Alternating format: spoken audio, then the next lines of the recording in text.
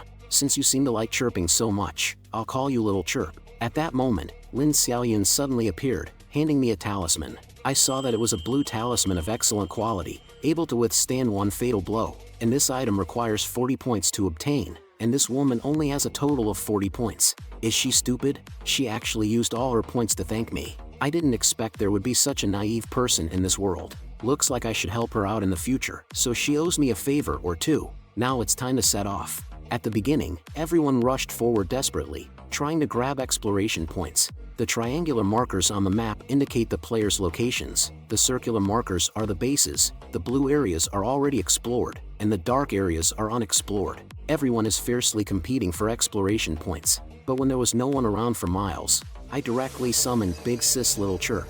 Big Sis Little Chirp's speed, obtaining exploration points was like taking candy from a baby. Big Sis Little Chirp and I cleared a path on the map. Others thought it was a system bug, but they didn't expect Big Sis Little Chirp to carry me and run 5 kilometers just to earn 1 point of exploration points, and we didn't even encounter any monsters nearby. If you calculate it like this, the scale of this map is simply outrageous. I feel like this mission will last a long time, and I'll have to consider the issue of surviving in the wilderness. These goblins are trying to reproduce more goblins. A fully grown female pig weighing 200 kilograms was arrested. Initially, I was just watching from the tree and didn't want to intervene. Moreover, their attributes were very low and they had little experience. But suddenly I received a mission to ambush the goblins. I can't refuse the free points given for that. I asked Little Chirp to launch a surprise attack when the goblins were eating and drinking without any guard. In front of Little Chirp, these goblins were like leeks, waiting to be harvested. The goblins had no choice but to flee. At this moment, one goblin secretly blew a distress signal horn. In a moment, the goblin army arrived. The goblins that came this time were different from the ones before. They were all fully armed. The forest goblins were overpowered, hostile. Even if Little Chirp was very powerful, she couldn't withstand the large number of goblins. This won't work if it continues like this. I need to find a way to leave with Little Chirp first. Just as a new wave of goblins arrived, and these goblins were good at tracking, it seems difficult to escape easily. I quickly opened the shopping assistant to see if there were any items that could help me safely evacuate. The first item is a smoke pot, which emits a large fog with a radius of 100 meters for 60 seconds. However, this feels more suitable for offensive purposes. The next item is a teleportation scroll that can instantly teleport to the farthest safe zone, 1,000 meters away, but it requires 10 seconds of preparation time. This looks quite suitable, and it only costs 2 points. I directly purchased the teleportation scroll, although it takes 10 seconds to activate, but the advantage lies in being cheap. Little Chirp, you have to hold on for 10 seconds.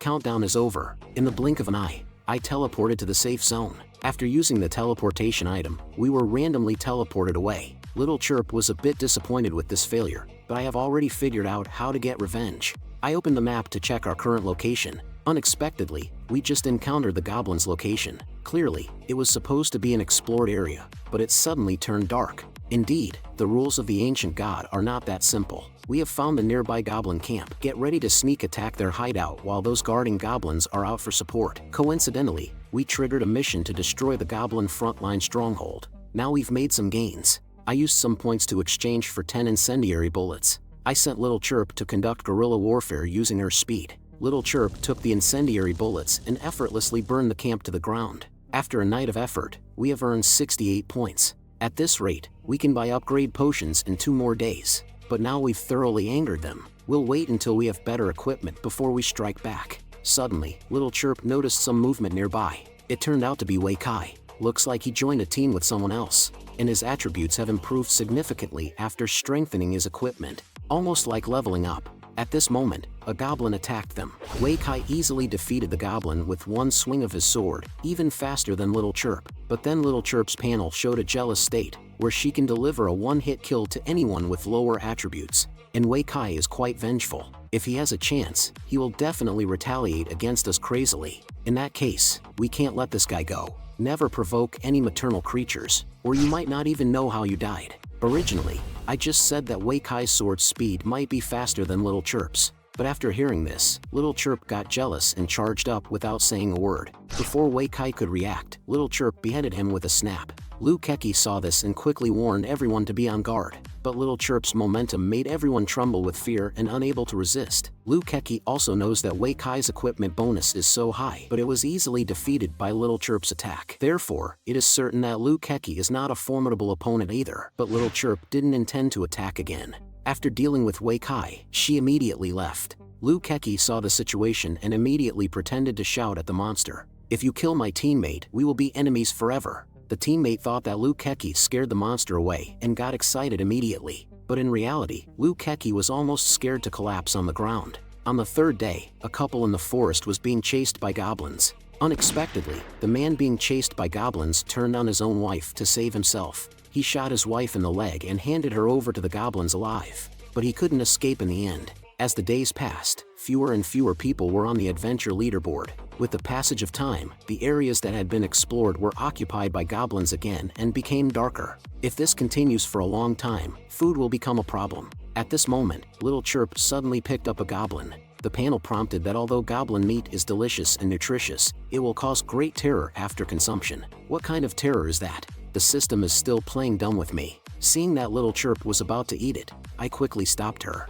"Little Chirp, you can't eat that." After staying in the forest for a few days, I ran out of food. I wanted to ask the store to recommend some wilderness survival rations for me, but the store recommended me some absurd rations. Dragon liver and phoenix gall cost over 60,000 points for one serving. I set the filter to show options below 5 points, but the result was low-quality potions. Using one can keep you from eating for 10 days, but it also costs 5 points. If I calculate it, I will need 30 points in 2 months. That's still a lot. But then I suddenly remembered, I have a talent that fits perfectly. Looking at those people who can only buy low-quality pills, while I happily munch on grass on the side, I was originally worried that the taste of this grass would be difficult to eat, but unexpectedly, with my talent for garbage bin, this grass has turned into a delicious dish. People around me see me eating grass and think I'm starving and crazy. After eating and drinking enough, earning points is easy and powerful. After observing in secret for a few days, quietly eliminating a regiment of goblin regular army as set up by Little Chirp's sister,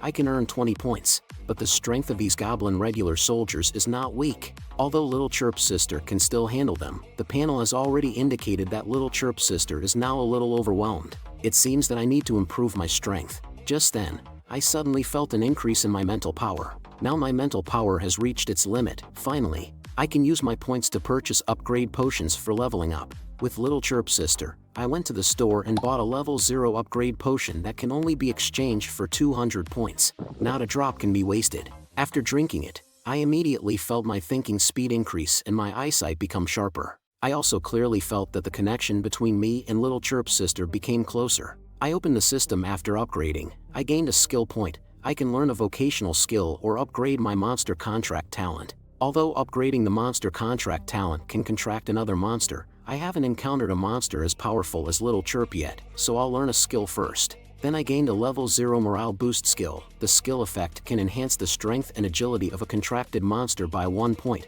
lasting for 60 seconds. Can be used 5 times a day. This enhancement is not small. At a critical moment, it might change the situation. After upgrading, the level 0 mental training technique is useless, so I spent 60 points to buy the level 1 mental training technique. I clearly felt that the leveling speed of level 1 is much faster than level 0. By the way, I'll see what other items I can exchange with the remaining points, then I'll continue to brush monsters with Little Chirp's sister. As I keep grinding monsters day and night in the forest, I have become the archenemy of all goblins. Now they kill humans on sight. By chance, I encountered a goblin in the forest who was about to attack a mother and daughter. Fortunately, I intervened in time and had Little Chirp's sister save them. The mother and daughter were incredulous, wondering why the spider monster in the first level would save them, while Liu Keki's goblin stronghold, which was planned for a surprise attack, had already been taken by me and Little Chirp's sister in advance. Liu Keki was puzzled about who had taken their stronghold in advance, but when he saw it was Little Chirp's sister, he was scared out of his wits and immediately ordered his team to hide.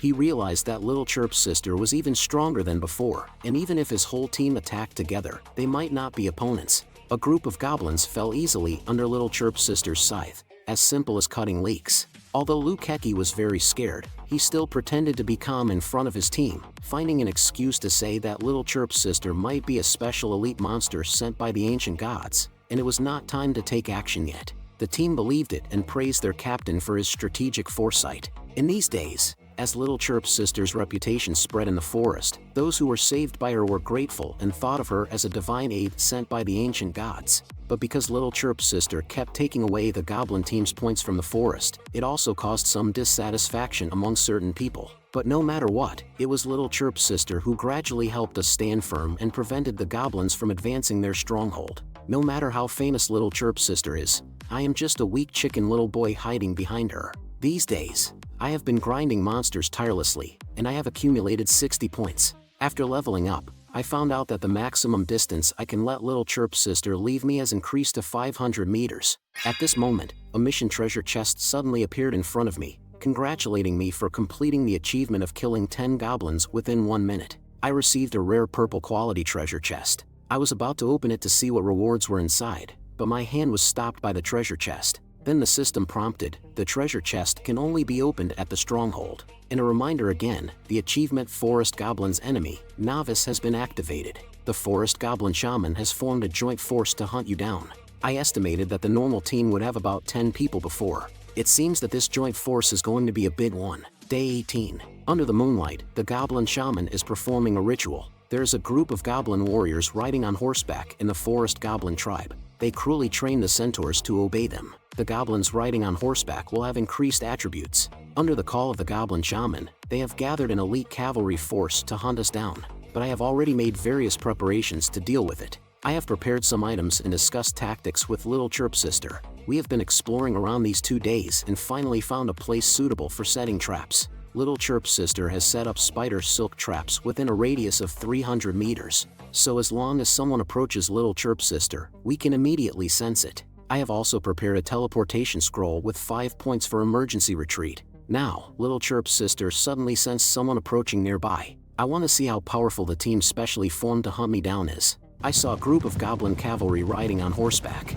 These human-horse hybrids are at level 1, and their mental power is 0 due to the cruel training by goblins, but their agility attribute is extremely high. Goblins have extremely high attributes when they are in a combined state with human horses. The system reminds me that it is best to separate goblins and human horses. Hint, elite among elites have always been the elite. Then a system task appeared again. Eliminate all forest goblin joint forces and earn 20 points. I didn't expect there to be cavalry this time. It seems that I need to use the morale boosting skill right from the beginning. With the bonus from morale boosting, Little Chirp's sister jumped up. But due to the high agility of the human horses, Little Chirp's sister's attack was dodged. The goblin immediately counterattacked upon seeing this. But with the bonus from morale boosting, as long as Little Chirp's sister is not completely surrounded, she can retreat safely. I saw the goblin cavalry step into the trap one by one.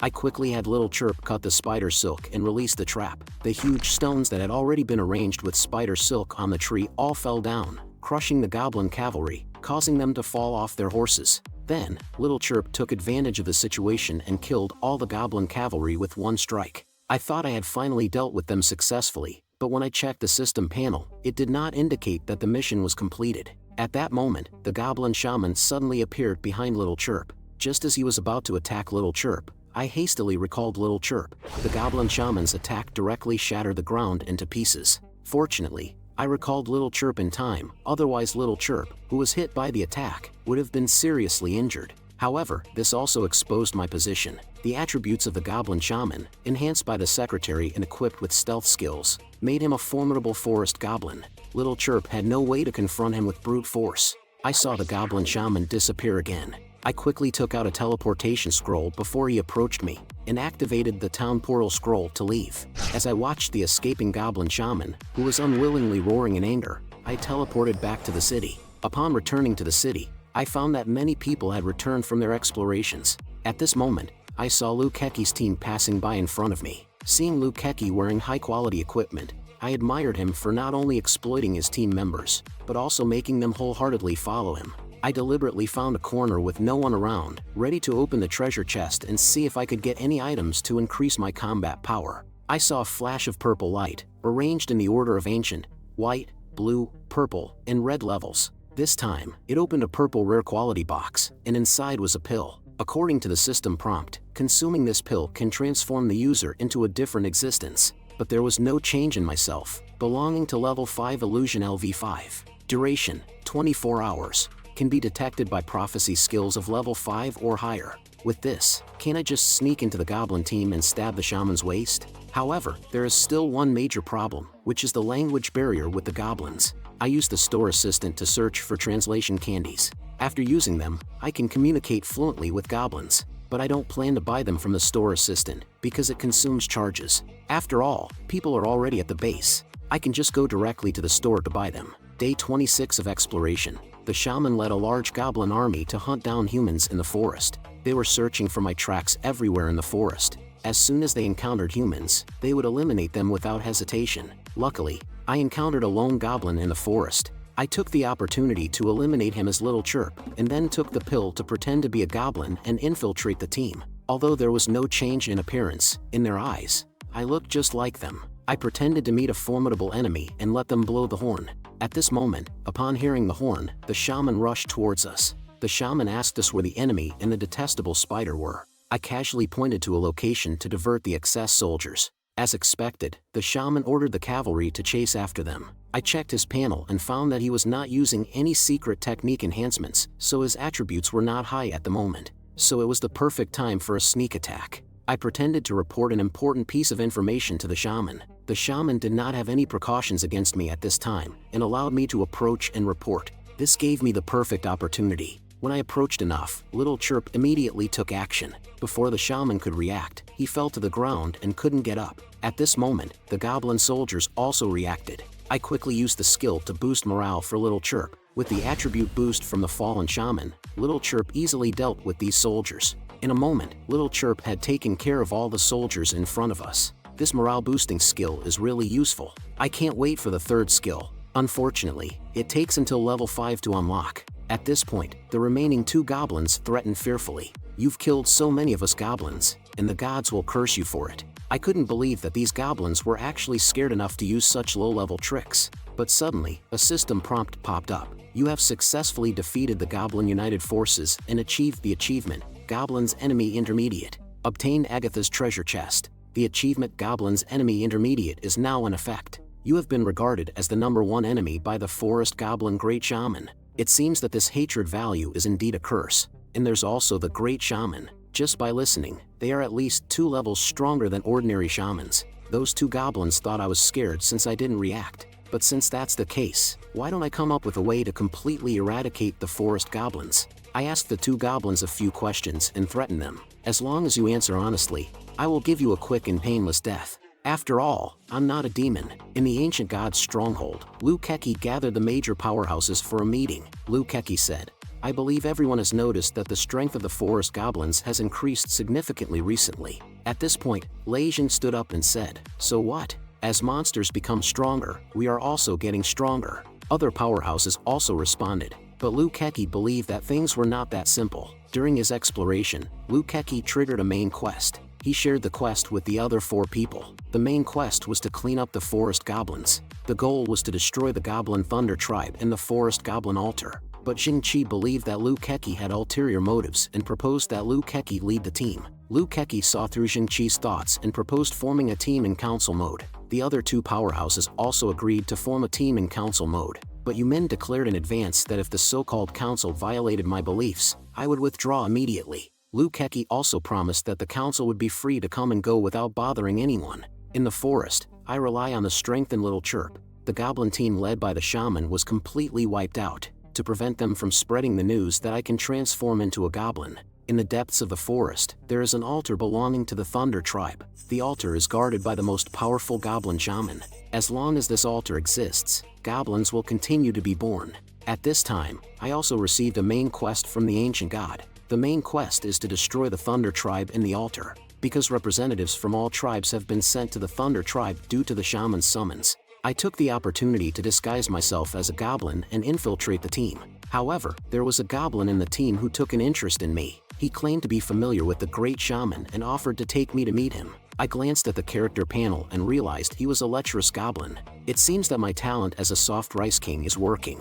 After dark, all the goblins went to sleep, but the lecherous goblin took the opportunity to have ideas about me. Just as he was about to steal my rabbit, I directly summoned Little Chirp's sister. At this moment, a flash appeared in the distance. Before I could take action, someone shot an arrow at us. The lecherous goblin was hit by the arrow. Could it be that there is an ancient god warrior with archery skills sniping here? Before I could figure out the situation, a rain of arrows came towards us. One by one, the goblins still sleeping were taken care of. I quickly took out a defensive item to defend myself. Fortunately, I activated the shield in time to resist. However, this arrow actually consumed 2% of my shield's energy, and the sniper has locked onto me. Unless I use teleportation, I won't be able to shake him off. But Little Chirp's sister doesn't seem to have plans to escape. Since that's the case, how can I run away without even fighting? I prepared to boost morale with Little Chirp's sister, but the enemy's attack suddenly stopped. That's when I vaguely saw that it was actually a centaur ambushing us. And she's a centaur girl.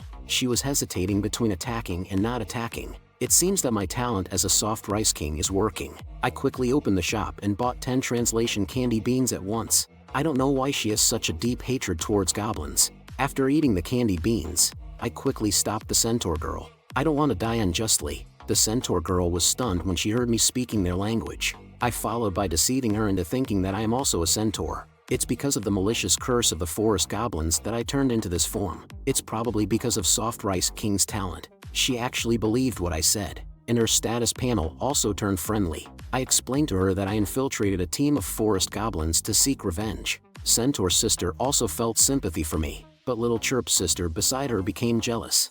Centaur's sister looked at Little Chirp's sister next to me. I quickly introduced him as the Little Chirp's sister with whom I made a contract. Centaur's sister then grabbed Little Chirp's sister's hand to express her gratitude. It seems that this centaur's personality is frank. Unlike Spider's sister's deep affection for me, this centaur pities me more, but it's convenient to use his hatred for goblins. I asked Centaur's sister where her people are, so that we can seek revenge together. But at this moment, the Centaur sister's expression darkened. Gone. Family, friends, tribe, all gone. I didn't expect that the centaur I saw riding the goblin had already been wiped out because the centaur tribe was destroyed. This is the last surviving centaur in the forest. All the centaurs have been enslaved and wiped out by the forest goblins. I rely on Soft Rice King's talent to successfully gain the favor of the centaur girl. Originally, I planned to unite with the centaur tribe to attack the goblin tribe in the forest together. Now it seems that I can only cooperate with this one centaur girl. I now look like a goblin. I can easily infiltrate into the goblin tribe. Little Chirp's sister can also hide in my shadow and sneak in with me. The centaur sister watches Little Chirp's sister enter my shadow. She also wants to go in, but only those who have made a contract with me can do it. The centaur sister said that she is willing to do anything as long as it helps her seek revenge. Now I can only contract with one monster, but I have another way. That is to wear a collar and pretend to be my slave. The centaur sister becomes alert when she sees the collar, as it represents enslavement. Erase, mind, curse. I explained to her that the curse on this evil item has disappeared. Now it's just an ordinary collar. The centaur sister cautiously touches it and indeed doesn't feel any curse anymore. When I was dealing with the cavalry goblins before, I tried to remove the collar and free the centaurs. But once the collar is destroyed, the curse will invade the mind and make the centaurs go mad and attack indiscriminately. So afterwards, I just let Little Chirp's sister kill them directly. But this is currently the only way to free them, and the collars that have triggered the curse will also lose their power. Originally, I collected the collars intending to bring some members of the centaur tribe to infiltrate into the goblin tribe, but now there is only one that can be used. Before that, I asked the centaur sister for her name. The centaur sister introduced herself as Mia. I also gave myself a fake name, Lin, but infiltrating the tribe still requires the centaur sister to play the role of a slave. Mia, after putting on the collar, expressed that she will definitely play the role well, but this acting skills probably need some time to be trained. I hope the replacement pills I carry can last through this period of time. On the 35th day of the expedition, many goblins came to the Thunder tribe for pleasure. However, the goblin guarding the gate took the opportunity to extort wealth from them. He demanded gifts from every goblin who wanted to enter the Thunder tribe, and those goblins who were not wealthy would be rejected and punished by him. Not only is the goblin guarding the gate greedy, but he is also extremely lecherous. When he saw the goblin mother and daughter, he even wanted to take them as his slaves. Coincidentally, this was reported by his subordinates. They saw a very wealthy goblin with a centaur slave. Of course, they were talking about me. As expected, we were stopped by him. The goblin gatekeeper was greedy and lecherous. Seeing me with a centaur slave, he wanted to extort money from me. Fortunately, I used a substitute pill in advance and transformed into the appearance of a forest goblin messenger. The gatekeeper directly stopped us and lectured the great shaman said banned lowly commoners from setting foot on the noble land of the Thunder Tribe. It seems that any race with wisdom will develop inequality in classes. At this moment, the mission system suddenly prompted, even lowly commoners have anger. This gatekeeper actually insulted you as a lowly commoner. It is suggested to slap back. The harder you hit, the more rewards you get. Minimum 20 points, maximum 30 points. The goblin gatekeeper looked up and down at Mia and said, your centaur slave cannot enter directly. You need to pay a tax. These forest goblins are really greedy, selfish, and arrogant. They are indeed simple and easy to understand creatures. But fortunately, I have long been prepared to deal with him. Coincidentally, the face-slapping task was triggered. I just took out the token that I scavenged from the lecherous goblin messenger in the forest. The goblin gatekeeper was also frightened when he saw this token. He thought to himself that those who can become goblin messengers are all nobles. Beside me was the goblin lackey who was still shouting ignorantly. He was directly kicked open by the goblin gatekeeper. Immediately, he nodded and bowed to me. The neutral attribute panel changed to friendly. I glanced at the goblin family that had been bullied by them. I let them follow me into the tribe. The goblin gatekeeper also showed us favor and let us in. After entering, I looked at the system panel and found that the face-slapping task just now was not completed. Could it be that this face-slapping task requires me to really slap someone? I'm just an ordinary messenger. I wouldn't do something so reckless. Anyway, it's just a small task. I'll put it aside for now. Thunder Tribe is the largest goblin tribe. It is divided into 3 levels. The bottom level is the civilian goblins without combat power, responsible for the endless work for the tribe. The second level is the residence of goblin soldiers with combat power. The third level is where the noble goblins live. They don't need to work and can enjoy everything. Moreover, it is said that the noble goblins have the blood of the ancestors flowing in their bodies. Their spiritual power is particularly high, and they can master some spells. Powerful strength leads to power. The central temple of the Thunder Tribe is the World Forest, the origin of the Goblin clan, and the residence of the highest-ranked Great Shaman. I originally planned to meet the Great Shaman as soon as possible, but was stopped by the gatekeeper. No one is allowed to see the Great Shaman before the meeting of messengers, so we can only leave and discuss for a long time. I found the residence of the original lustful Goblin messenger here. I will rest here with Mia and Little Chirp first. Little Chirp set up traps near her residence, and suddenly, I had an idea. I thought about how the Goblin tribe also had class stratification, but this also gave me another idea. Where there is oppression, there will be resistance. I can incite the lower class goblins to rebel. If the tribe becomes chaotic, I will have a chance to strike at the Great Shaman. After all, the Great Shaman has too many guards around him. Under normal circumstances, it's hard to get close to him. The next morning, early in the morning, we arrived at the Goblin Assembly Square. As long as the drums here are sounded, all the goblins have to come to assemble. But only in case of emergencies and when ordered by the Great Shaman can the drums be sounded. I had just sounded the drums when the guards tried to stop me, but he were immediately stopped by the goblin guards beside him. Because I now have the status of an envoy, and they dare not do anything rashly. Goblins from the tribe gradually gathered together, and I saw that almost half of the tribe's goblins were present. Next, I would start an exciting speech. Fellow tribesmen, I have received a revelation from the ancestors in my dream to guide you. Eliminate the enemies of our race and lead you to a happy life. But those goblins seemed to not understand the meaning and did not believe in the arrival of the ancestors. I continued to say to them, have you not noticed that you have more and more work to do, but less and less food to be allocated? Even if you give your all in blood and sweat, your efforts cannot be compensated. Do you know why this is? Only to hear those goblins yelling, it's all because of the enemies of our race. I immediately scolded, wrong. It is all caused by unfairness within our tribe. But those goblins who listened still didn't understand where the problem was. It seems that I overestimated their intelligence. I turned around and secretly searched for a recommendation from my assistant for a persuasion item below 50 points, but the system showed that there were no such items. Seeing this, I had to remove the price limit. Just show me the cheapest one. Then a 70-point item appeared on the screen, but I only have 60 points now. Where can I gather these 10 points? At this moment, I suddenly heard a familiar voice. Isn't this the guard who gave me the face-slapping task when I first entered the tribe? Perfect timing. Take my punch in the face. I punched the goblin guard in the face. The goblin guard was infuriated and furious. Luckily, I timely exchanged for an item that enhances persuasion. I angrily reprimanded the Goblin Guard for their shameless behavior of hoarding wealth, using the item as a catalyst. This sparked resonance among many commoner goblins. The noble goblins hesitated to intervene in the situation with the guard. The Goblin Guard was surrounded by the resistance of the commoner goblins. At this moment, a goblin shaman suddenly appeared in the crowd. It is said that this is the most outstanding shaman among the younger generation, the successor of the great shaman. However, due to being addicted to drinking and lust, he has become weakened by emptying his body. Unfortunately,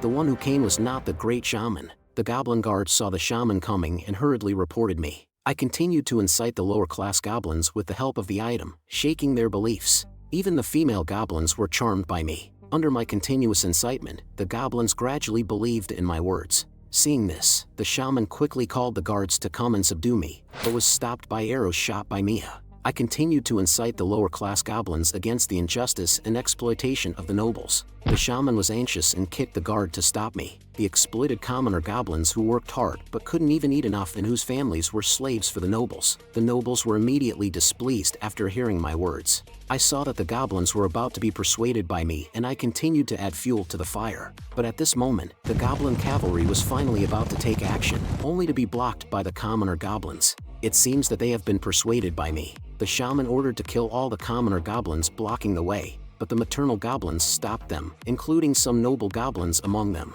The goblin cavalry dared not to take action as they saw their mothers among the commoner goblins, thanks to the long-term oppression of the noble goblins. However, at this moment, I thought of another plan, methods that can provoke their anger.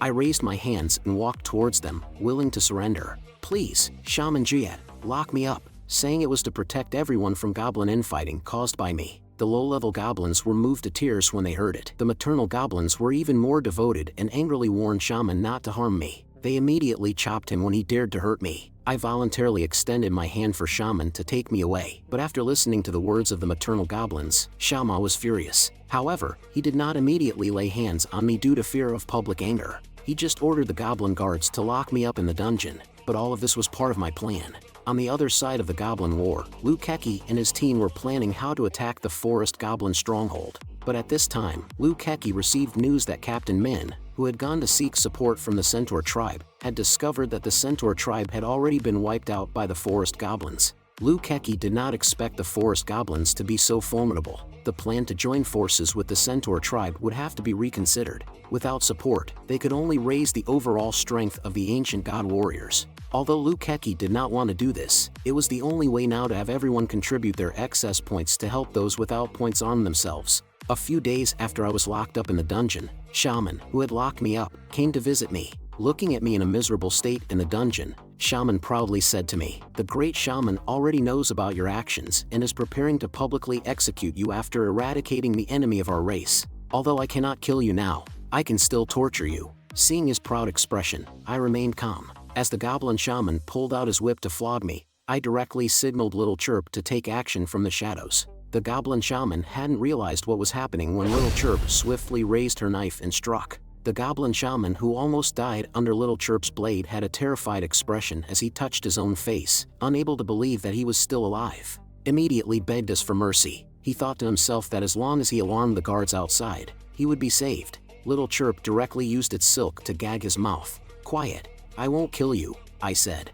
After all, if I escaped, it would mean admitting my guilt. The Goblin Shaman looked at us in terror. I asked Little Chirp to hang it up directly. I told Mia to go to the next door storage room and get back the confiscated weapons. But the Goblin Shaman still didn't give up and looked at us with hope, thinking that the guards outside would recognize it and come to its rescue. However, I saw through its little trick. Although all goblins looked the same to me, I decided to be safe and beat it to the point where its own mother wouldn't recognize it. The guards outside heard its screams and thought that the shaman was torturing me. After I tortured it, I made it unrecognizable. To be even more sure, I stripped it of everything it had on it. Now it should be foolproof for it to be my substitute. However, I am a kind person and can't stand to see others' hope and then watch it shatter. So, I decided to let its hope shatter ahead of time. The shaman didn't understand what I was doing, but it watched as I restored it to its enemy race, then back to its own appearance. In an instant, it felt hopeless and its spirit collapsed. Seeing it in that state, there was no need to worry about it using any magic spells.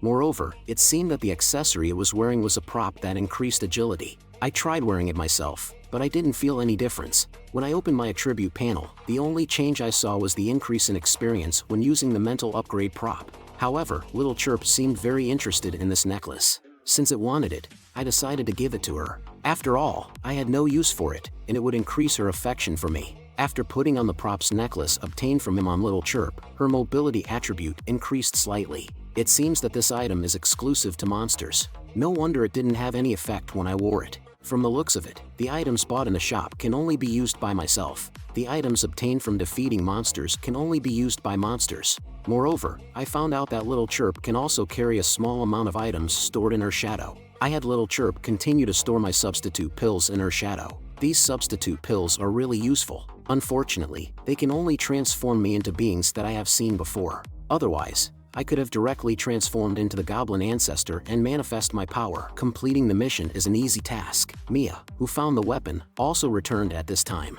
When she saw me transformed into a shaman, she didn't recognize me at first. I explained to her that this was a curse and it caused me to transform. Then, I used my identity as a shaman to lead Mia out of the dungeon. Although we were questioned by the guards on the way, they didn't dare to stop us due to my identity as a shaman. With the identity of a shaman, I successfully arrived at the Grand Shaman's palace. I met the Grand Shaman under the pretext of reporting my work, but he was in a state of constant enhancement and I had no chance to take action. After reporting my work, I left the palace. At the same time, on the other side of the Goblin tribe, 2 ancient god warriors were captured alive by Goblin soldiers. The Goblin soldiers were considering how to torture the ancient god warriors. Fortunately, I passed by and stopped them. Unexpectedly, these people had also explored the Thunder tribe. One of the ancient god warriors immediately begged for mercy when he saw me, willing to become my slave as long as I spared him. But as soon as he finished speaking, he was immediately scolded by the other ancient god warrior. He retorted, "Screw your alliance team.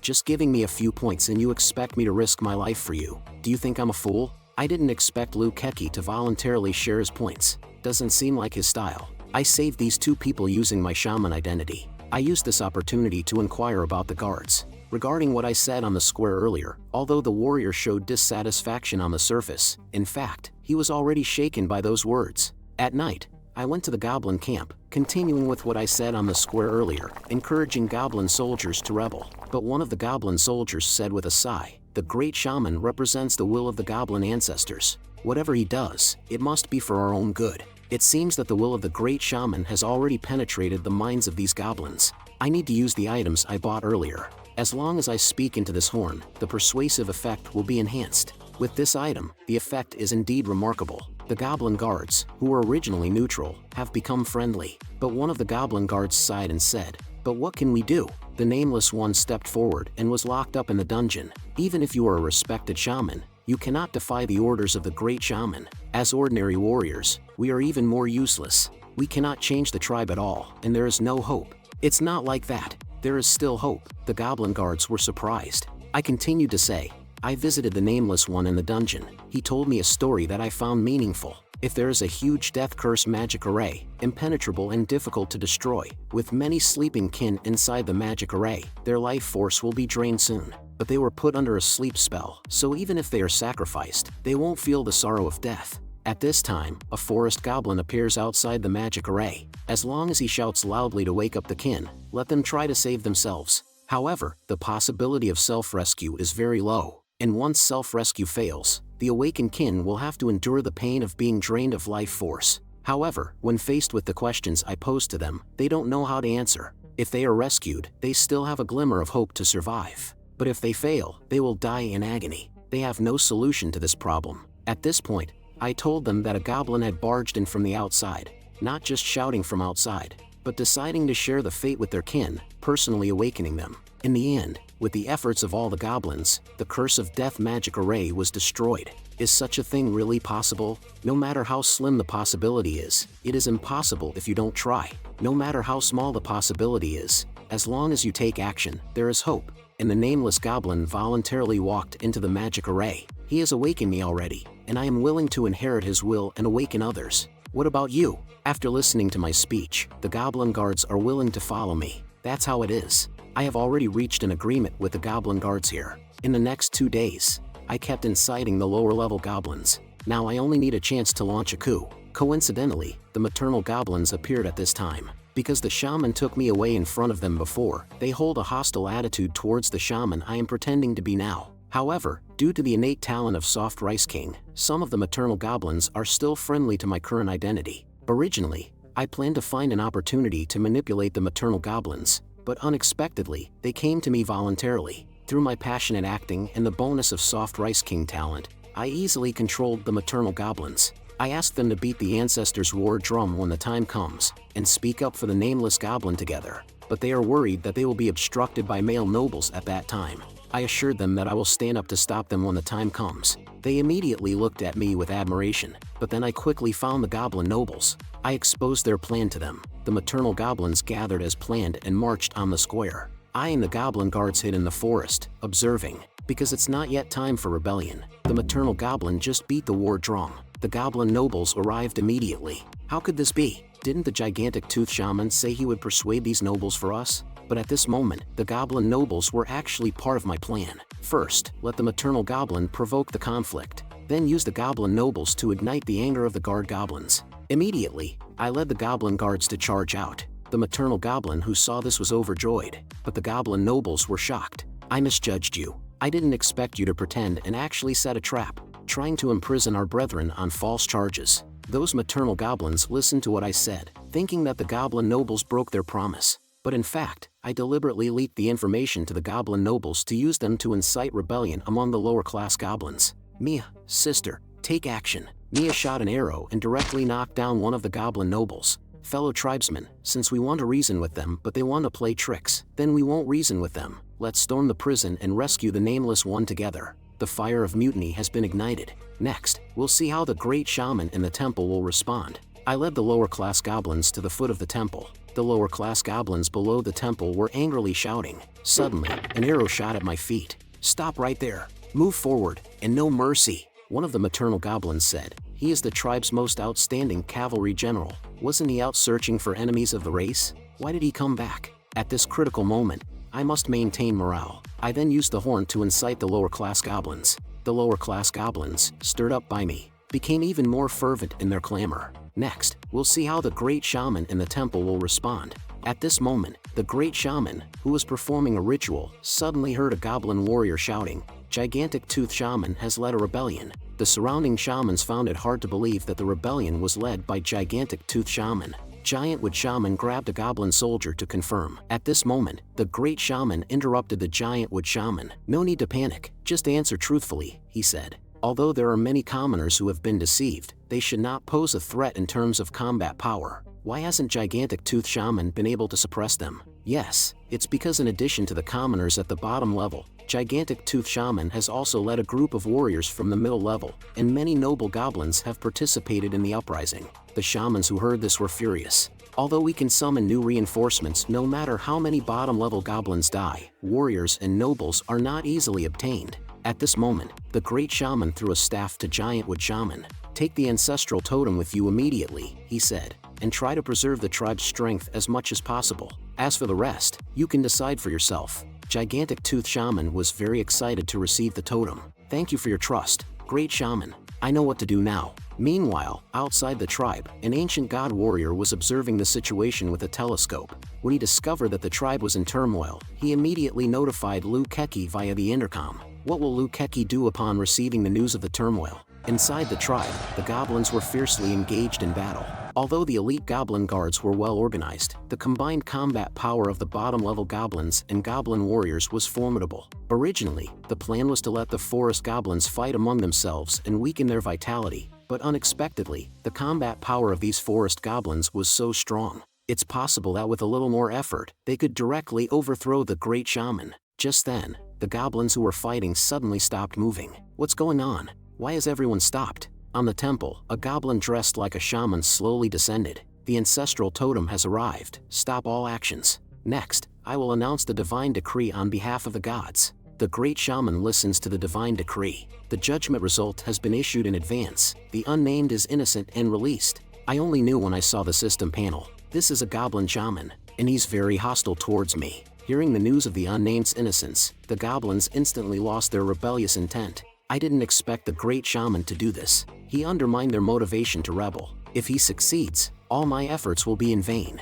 I saw the shaman continue to speak as he walked down. The great ancestor knows everything. There will be no misjudgment. But you caused trouble before the result came out. Fortunately, the great shaman is merciful and forgives you. Go home quickly. Upon hearing this news, the goblins began to worship the great shaman. Indeed, the respect of these goblins for the great shaman is ingrained. Even if they know the great shaman made a mistake, they would only think that someone deceived the great shaman. Arguing with them at this time would only backfire. So I decided to go with the flow. Please wait, everyone. We can celebrate the innocence of the unnamed after he comes out, then we can leave. Let me personally go in and bring the unnamed out. But the guards at this time disagreed. Don't push your luck. The great shaman has already forgiven you, and yet you want to celebrate for a criminal? Upon hearing this, I immediately retorted, since the great shaman has said that the unnamed is innocent, are you questioning the great shaman? The goblin guards were speechless by my rebuttal and reluctantly agreed to my request. The giant wood shaman personally led me into the prison.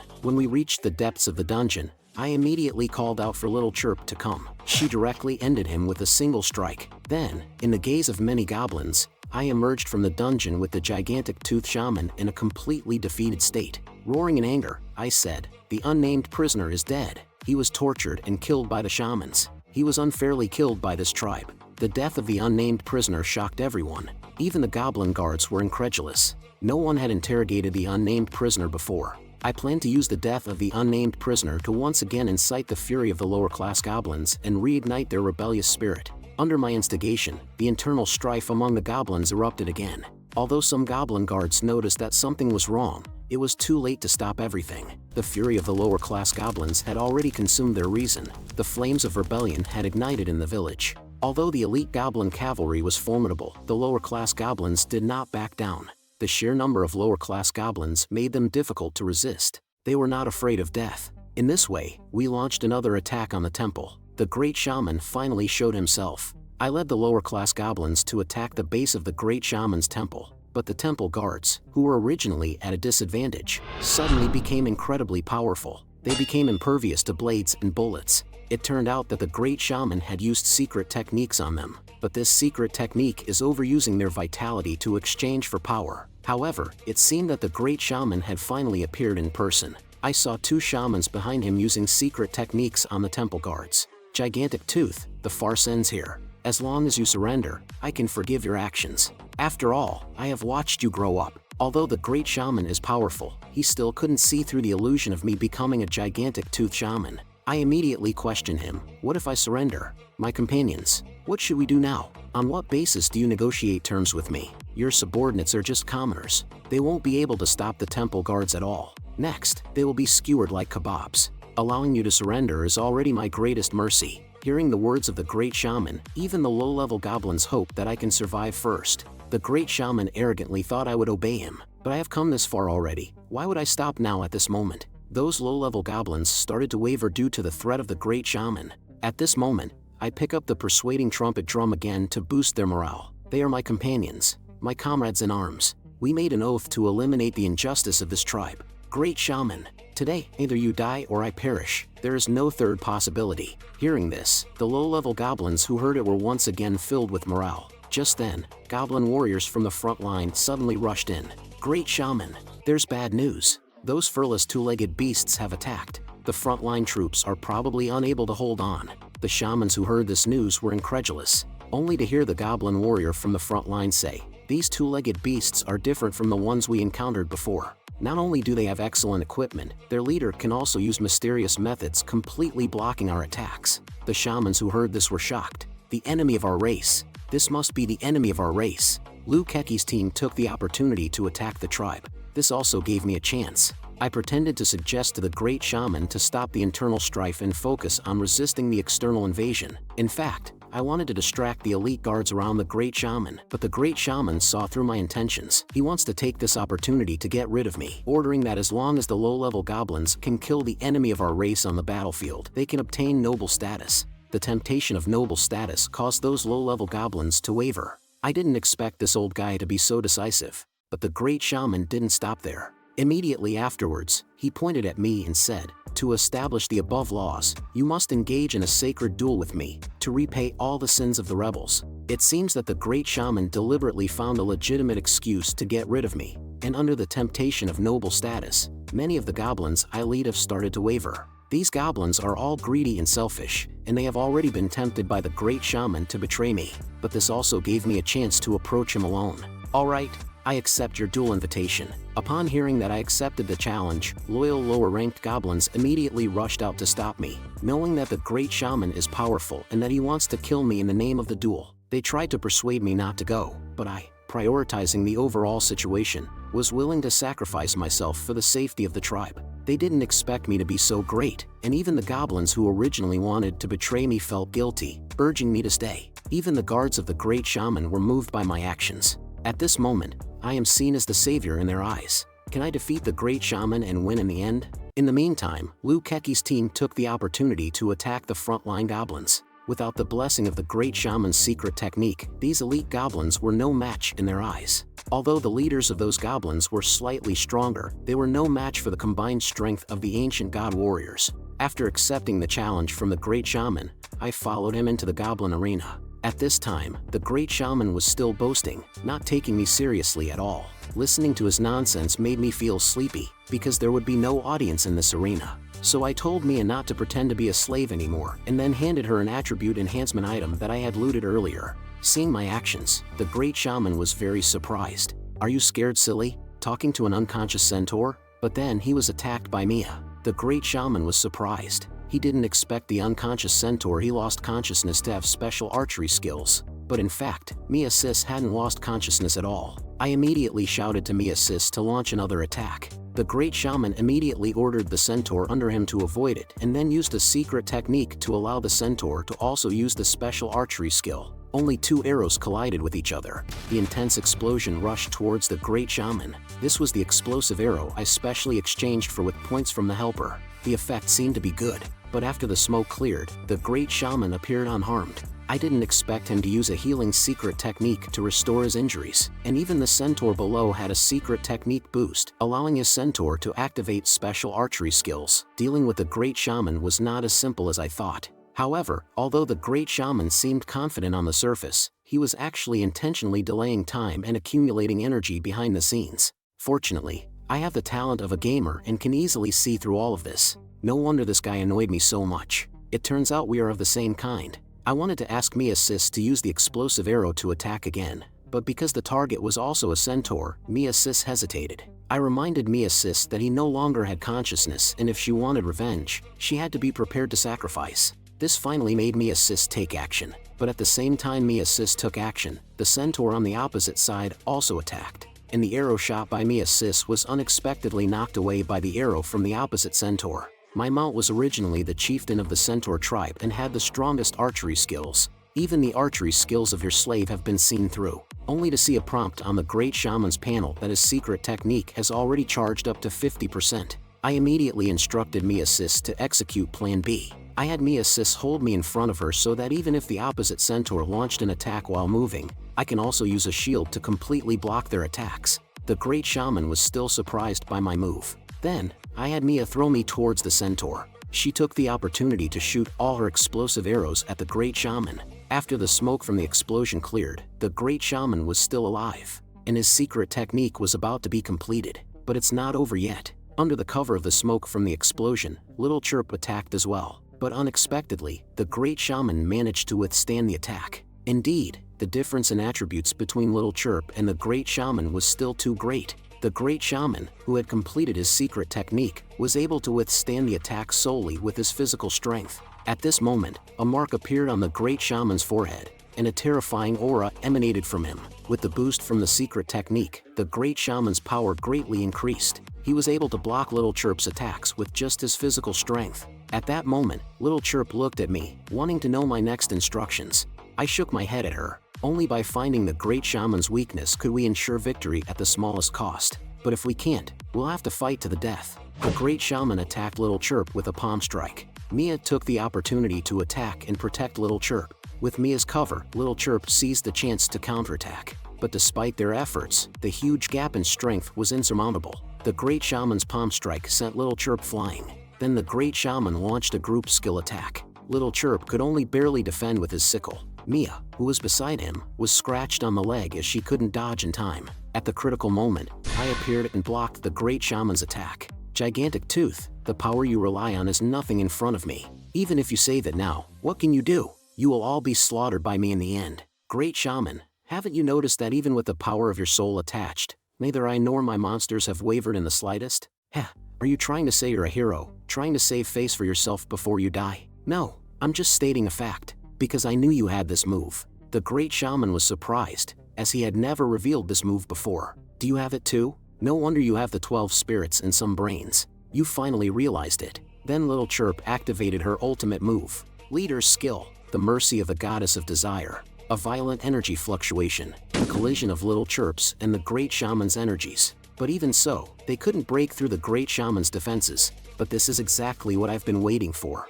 The Great Shaman, who blocked the attack, is most vulnerable at this moment. Then I activated the skill to boost morale. In an instant, I increased Little Chirp's strength and agility, breaking through the Great Shaman's defense in an instant. And this is the only way to victory that I can think of. The Great Shaman has been torn apart, and Little Chirp also exhausted her stamina. Among the remains of the Great Shaman, I found another piece of equipment. Little Chirp seems to really like these equipment. After I changed Little Chirp's equipment, her agility attribute increased slightly compared to before.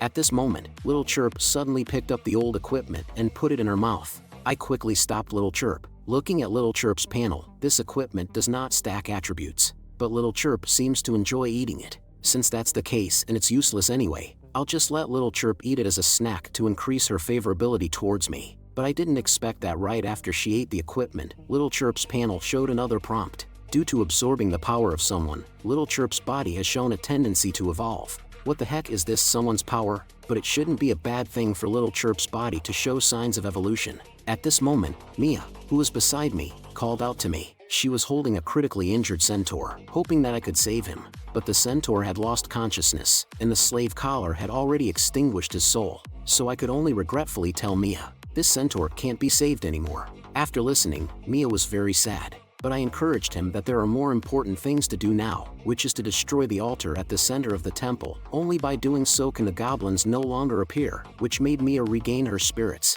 Although Mia's emotions are complex, she was not emotionally dragged down during the critical moment and acted with a clear mind, and she seems very suitable for a covenant. Meanwhile, on the other side of the goblin battlefield, the goblins who started rebelling because of me were also falling apart due to the temptation of the High Shaman. Because of one sentence from the High Shaman, they were eagerly competing to gain noble status by achieving merit. Although some of the goblins who were loyal to me were still persuading them, it was useless against these goblins who were blinded by greed. By this time, I had already arrived at the foot of the temple, but unexpectedly, even in the battle for the survival of the tribe, the temple still had guards. But everything is finally coming to an end. The final battle between the goblins is about to begin, with ecchi leading the ancient god warriors in a total assault. In an impassioned speech, the morale of the ancient god warriors was ignited. At this moment, the battle with the goblins broke out instantly, and I also reached the foot of the altar. Now, all I need to do is destroy the altar to complete the mission. At this moment, the altar suddenly had some abnormal movements, and energy surged out from the altar and rushed straight towards the goblin battlefield. Upon seeing this energy enter the bodies of the goblins, their strength greatly increased, instantly reversing the battlefield situation. Ecchi realized that things were not looking good. Even if they won, the losses would be severe if they continued like this, so he immediately transferred command to Jingqi and joined the frontline battle himself. Meanwhile, the altar was still emitting black smoke continuously, although I didn't know what effect this black smoke had. I had a feeling that it wasn't something good, so I called on Little Chirp to go up and smash the altar. Under Little Chirp's sickle, one strike caused cracks to appear on the altar, but immediately, more dark energy emerged from the altar. Although I had a protective shield to prevent the invasion of dark energy, the energy of the shield was dropping rapidly. At this moment, I suddenly realized that Little Chirp and Mia were still exposed to the dark energy. But when I turned to look at them, I found that the dark energy seemed to have no effect on them, and the system panel showed that the dark energy was loved by monsters. Not only could it heal monsters, but also promote their growth. I didn't expect that dark energy could actually benefit monsters. What is this thing? The dark energy emitted by the altar made Little Chirp extremely excited. Not only did the dark energy heal Little Chirp's injuries, it also increased all of his attributes. Mia, don't worry, Little Chirp is fine. But why is there no change in Mia despite the effects of the black mist? Could it be related to this certain someone? At this moment, I felt a sharp pain on the back of my hand. It seems that something is wrong with Little Chirp's body.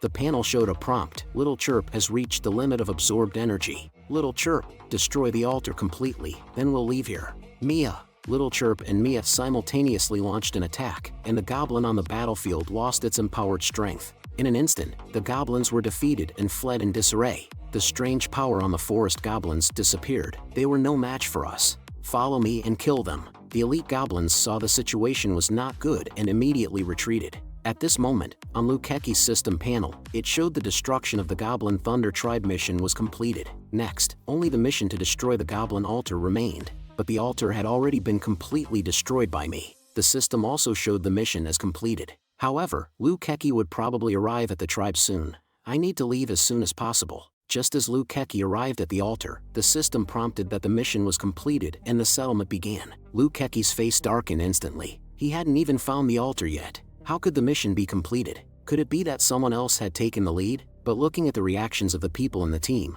no one seemed to know. Lukeki couldn't believe that someone else had beaten him to complete the mission at the cost of his own points, and his contribution ranking was only second. He was immediately filled with anger and shame. He swore that he would find out who this person was and make them pay the price. If nothing unexpected happened, I should have been ranked first in mission contribution. I received a red level, grade 1 combat treasure chest as a reward. Unexpectedly, I obtained the highest level reward of red quality, and when I opened the red treasure chest, there was a 90% chance of obtaining purple quality items, and a 10% chance of obtaining red quality items. I was curious to see how my luck would fare. After opening the chest, I obtained a golden item called Somersault Cloud, but because my level was only 1, I could only hover close to the ground for now. But with this item, I no longer needed Little Chirp to carry me around. At this moment, Mia suddenly screamed. It turned out that the illusion effect of my substitute pill had worn off. I suddenly transformed from a goblin into a human form, which startled Mia. But Mia's favorability towards me was already very high. The system also reminded me that even though I had changed my appearance, she still trusted me deeply. After all, identities can be fake, but our shared life and death experiences in the Goblin tribe were real. I explained to Mia that the curse had changed again, and Mia believed without a doubt in what I said. Then she pointed to my somersault cloud and asked what it was. I told her that I heard the Centaur ancestor thanking me before leaving the tribe, and this was a gift from the spirits to express their gratitude. Mia expressed her desire to meet the ancestor as well. I comforted her by patting her head and saying she would have the chance.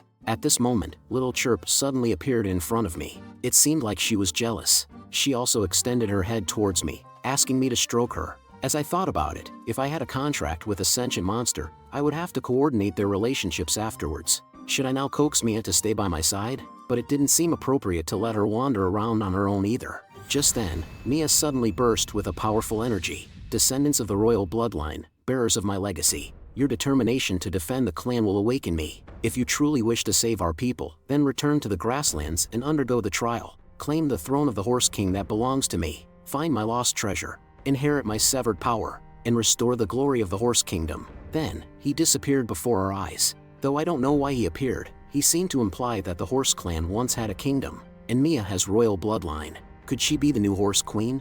According to her, the Horse Clan used to be the dominant force on the grasslands. However, after the death of the Horse King, internal struggles weakened the clan, and they were invaded by goblins, resulting in the fragmentation of the Horse Clan. But now, Mia has been called upon by the Horse King. However, she is worried about passing the trial to become the Horse Queen. I comforted her, saying that since the Horse King chose her, there must be a reason for it. You also played a crucial role in defeating the goblins. You are definitely qualified to become the Horse Queen. But thinking about it, if Mia becomes the Horse Queen, doesn't that mean I have a chance to form a contract with the Horse Queen? Seeing this scene, Little Chirp was very jealous. Mia also wanted to take me back to the grasslands with her, but I explained that I couldn't leave the grasslands due to a curse. After all, if I'm too far away, I won't be able to continue upgrading without the ancient god shop, so it's better for her to go alone.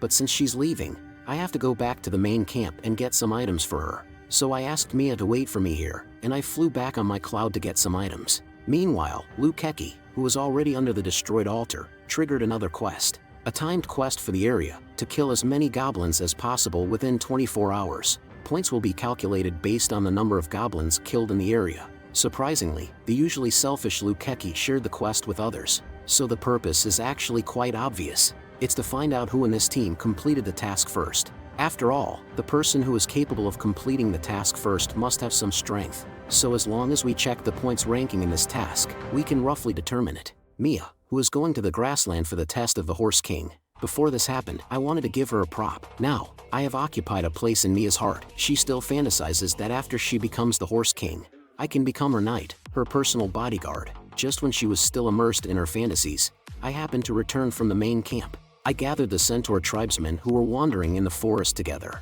I explained to Mia that they had lost consciousness and were acting purely on instinct now, but as long as they are of the same Centaur tribe, they can control them. Then I handed Mia a communicator. As long as she carries this communicator, she can talk to me from any corner of the world. However, this communicator has a limited number of uses, only 10 times. So I warned Mia not to contact me casually unless it's an emergency. If you encounter danger, you can use the communicator to ask for help from me. Even if I can't leave the forest, I will find a way to help you. And this is what I exchanged with my last 5 points. Now I'm once again penniless. Mia, who received the gift, was deeply moved and hugged me tightly. After saying goodbye to me, she left with those centaurs. Although Mia has left, it seems like I have new troubles again. The next day, Ecchi's team, with the task he shared, earned a lot of points, but his plan to find out who destroyed the altar through the points ranking seems to have failed. I have already asked my people to pay attention to the ranking. Everyone's scores are relatively average, with no particularly outstanding individuals. The same goes for my team. We haven't found any suspects either. Now it's basically certain that the person who defeated the final boss is not in our team. Although Ecchi didn't find any clues in the small team, Jinchi beside him seemed to have discovered something. Please open the points ranking for the mission, everyone. This kid had 0 points in the last mission, but this time he made great progress. There is a high possibility that he is the target we are looking for. Except for me, another person who obtained the hidden reward of the ancient god appeared, and he is currently ranked first in points. Originally, this person had a low presence in reality, so he passed the first level of the spider cave without any harm, and obtained the hidden reward of the ancient god. Changed to a 5 elements envoy, the sudden appearance of a powerful person also caught the attention of Ecchi and his team.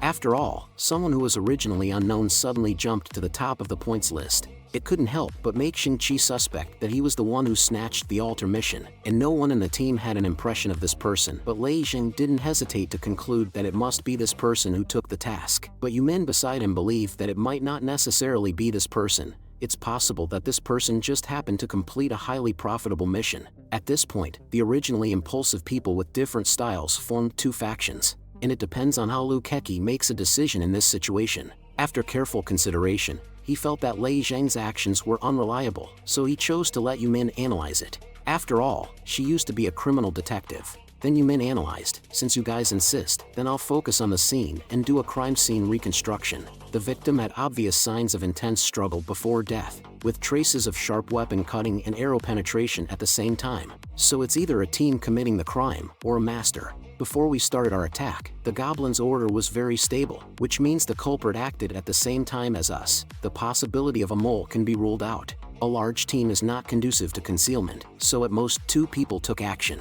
The possibility of 1 person is greater. Although his analysis was logical, but at this moment, as the perpetrator, I was very distressed because of my overly intimate actions with Sister Mia. Caused Little Chirp to be dissatisfied. She put 3 pieces of spider silk clothing that she knitted herself on me. Only then did she calm down.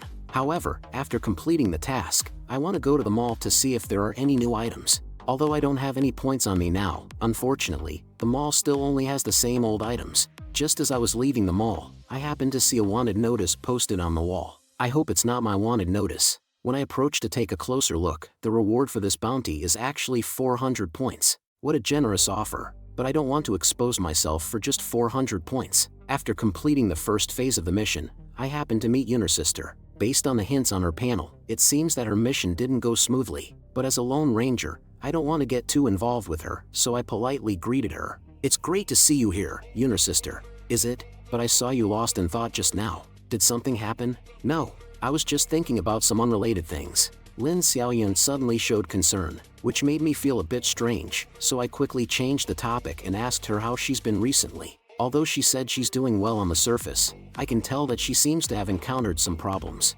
At this moment, a shadow suddenly appeared. Could it be that something is coming? I saw the ancient god appearing again in the sky. I'm pleased that you have successfully completed the first stage of the mission. The second stage of the mission is about to begin. With your current abilities, the upcoming tasks will be exceptionally difficult. You need to make more progress and changes. You have 3 days to form a team. Those who fail to form a team within 3 days will be eliminated by me. I didn't expect a new task to come so quickly after the first stage ended. Being a lone ranger with my abilities is obviously the best choice, but I didn't expect the ancient god to forcefully impose a team formation task, and the condition for team formation is to have 400 points for team registration. Team needs at least 2 people. The maximum is 100 people. After careful consideration, it's estimated that ancient god is afraid of the next task being too difficult, so he announced this team task to keep more warriors. But if I join the team now, if I hide my strength, I might be treated as cannon fodder. If I expose my strength, it will be very dangerous. The only way to solve this problem right now is probably through Lin Xiaoyun. After all, she is the only one who knows about Spider-Girl's existence and trusts me unconditionally. With Soft Rice King's blessing, she is currently the most suitable one. I asked Lin Xiaoyun tentatively, "Yuner sister, you're so strong, you should have a team already, right?" Actually, sister is alone now and thinking about finding another team to try her luck. I was very surprised that she was so strong, yet she didn't have a team. Has sister always been acting alone? That's amazing. Since I'm alone too, why don't we form a team together, Yuner sister? But if it's just the 2 of us, with sister's strength, I'm afraid we won't be able to protect you, so it's safer to join another team together. In my memory, Lin Xiaoyun has always been someone who isn't afraid of difficulties, but now she's beginning to doubt her own strength. These abnormal signs make me wonder if she had a previous team that was wiped out in the last mission, leaving her with a psychological shadow. I still need to find a way to persuade her to team up with me. Sister, don't worry about this. I've actually been hiding my combat strength. Little Chirp sister is very powerful enough to get a lot of benefits just by accompanying me along the way. Since you have the extremely powerful spider monster by your side, you don't need sister's protection, do you? It seems that I need to stir up her protective instinct to get her out of the shadow. Since she's under the influence of Soft Rice King, I shouldn't worry about her betraying me, but my profession is very special. Although Little Chirp's sister listens to me, the cost is that I can't strengthen myself, causing me to be very weak. It's because of this weakness that I've always been cautious in acting alone. I feel insecure when I'm with others. Every time Little Chirp goes out to battle, I can only hide. At that time, I thought, if only you, sister, could protect me by my side. Coincidentally, this time, with the Ancient God mission, if sister doesn't mind, let's team up. After listening to what I said, Lin Xiaoyun seemed visibly shaken. So, you have such difficulties. I can't let you be in danger because of me. Then, let's work together, Lin Hao, and help each other out. But creating a team requires 400 points, which puts us in a difficult position. At this moment, a chubby guy suddenly stood up. Pan Wei is willing to offer all his points in exchange for joining Miss Lin's team. I glanced at this guy's attribute panel and asked Yuner, "Is he an acquaintance of yours?" Yuner awkwardly covered her face and said, "We only met once." After that, he kept pestering me. If Yuner says so, then isn't this guy a stalker? Seeing the situation, the chubby guy quickly explained, "Don't misunderstand, little brother. I'm not that kind of stalker. Ever since I had the privilege of witnessing Miss Lin's valiant battle against goblins with her bare hands, it has filled me with excitement." After listening to the chubby guy, I looked at Yuner with confusion. Tearing apart goblins with bare hands? Yuner awkwardly explained that it's not like that. Then the chubby guy continued, "What impressed me the most was that even though Miss Lin knew she would get hurt, she still protected her fallen teammates." Hearing the chubby guy's words, it confirmed my earlier speculation. At this point, Yuner got angry and said, "What are you trying to say?" Actually, I wanted to join the team right away, but that battle was too brutal. In the end, only Miss Lin was left standing. Faced with such suffering, I didn't know how to speak up. From the beginning to the end, I always believed that Miss Lin is a trustworthy leader. So I've been looking forward to Miss Lin getting back on track, until the Ancient God announced that we had to form teams. I dared to appear and request to join the team. Hearing what Fatty said, Lin Xiaoyun's experience was just as I had guessed earlier. Sure enough, it was because her previous team was wiped out, leaving a psychological shadow. But looking at Fatty, he clearly wants to use Lin Xiaoyun's kindness to achieve his own goals. I saw Fatty, in order to show his determination, open his panel and wanted to give us all his points. Unexpectedly, his few words made Lin Xiaoyun hesitate. At this time, the system prompted that I received 1 point from Pan Wei. As a result, this guy talked a big game but only had 1 point in the end. But he's quite good at talking. Maybe he can help me retrieve points from Ecchi with his eloquence. I checked his attribute panel and found no problems. It's not impossible to let you join, but there's something you have to do. What do you need me to do? Please tell me. Big brother. Sister asked me curiously why I let him join. I just reassured Sister and told her I have my own plan. Actually, letting you join is just a sentence. We don't have enough points. You also saw the reward poster in the city, right? Are you saying, big brother, that I should claim the points on the reward poster? Yes, you got my meaning immediately, Fatty said timidly. If he finds out that I'm impersonating him and comes to seek revenge, it would be bad for big brother and Miss Lin. I assured him and said that this big shot is my good brother. Then I directly called Little Chirp to cut off a piece of hair from the back of Fatty's head. Then I told Fatty that the missing hair on the back of his head is proof of his existence. At this point, Fatty touched the back of his head and indeed found a bald spot. He immediately believed it and promised to complete the task. Sister also immediately said to me, "The big shot you're talking about is yourself, right?" I quickly told Sister to keep her voice down. Don't let others hear. Pan Wei arrived at Ecchi's campsite. Before that, I had already informed Pan Wei about the battle scene with the Great Shaman, but I was still worried that there might be some omissions. At this moment, Pan Wei took out a prop, a communication ear shell, which could be worn in the ear and used for communication within a kilometer. With this, they could communicate at any time. At that time, Ecchi was having a meeting in the camp when one of his subordinates suddenly came and reported that the person on the wanted notice had arrived. Ecchi immediately asked his subordinates to bring the person in. He had been hunting outside during this period and just returned to find that they were looking for him. He asked whether they were friend or foe. Ecchi introduced himself as the team leader, Ecchi. They explained that they had no ill intentions and Pan Wei introduced himself. To their surprise, Pan Wei was not intimidated at all and had a few tricks up his sleeve to prove his identity. Ecchi asked Pan Wei a few questions and he answered according to what I had told him. However, these answers alone were not enough to gain Ecchi's trust. It seemed that Ecchi was not easily fooled.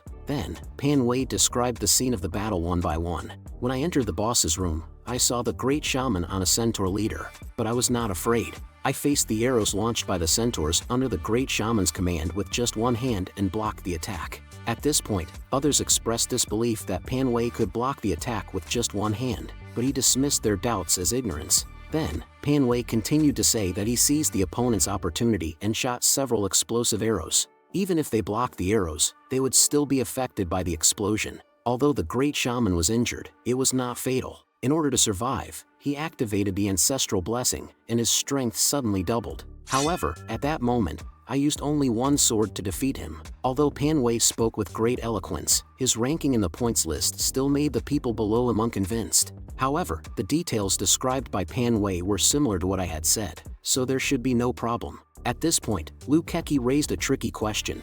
Why was there no evidence of any battles on the way when we entered the stronghold? How did you manage to sneak in without being noticed? I told Pan Wei not to panic and that we could use the Goblin Temple as an excuse. Pan Wei explained that the goblins value the temple, which diverted their attention and allowed me to sneak into the leader's quarters. Ecchi was still skeptical, but the general situation seemed to match up. Just then, someone arrived at the camp. Leader, I found the person on the bounty list. Another person who had also obtained the hidden treasure of the ancient god appeared and wanted to claim points at Ecchi's camp. Everyone was surprised to see this person, who was ranked first in points, as his presence was quite imposing. Ecchi saw this person and couldn't help but sigh, as his outfit was almost identical to Yumin's description. I never expected another person would impersonate me.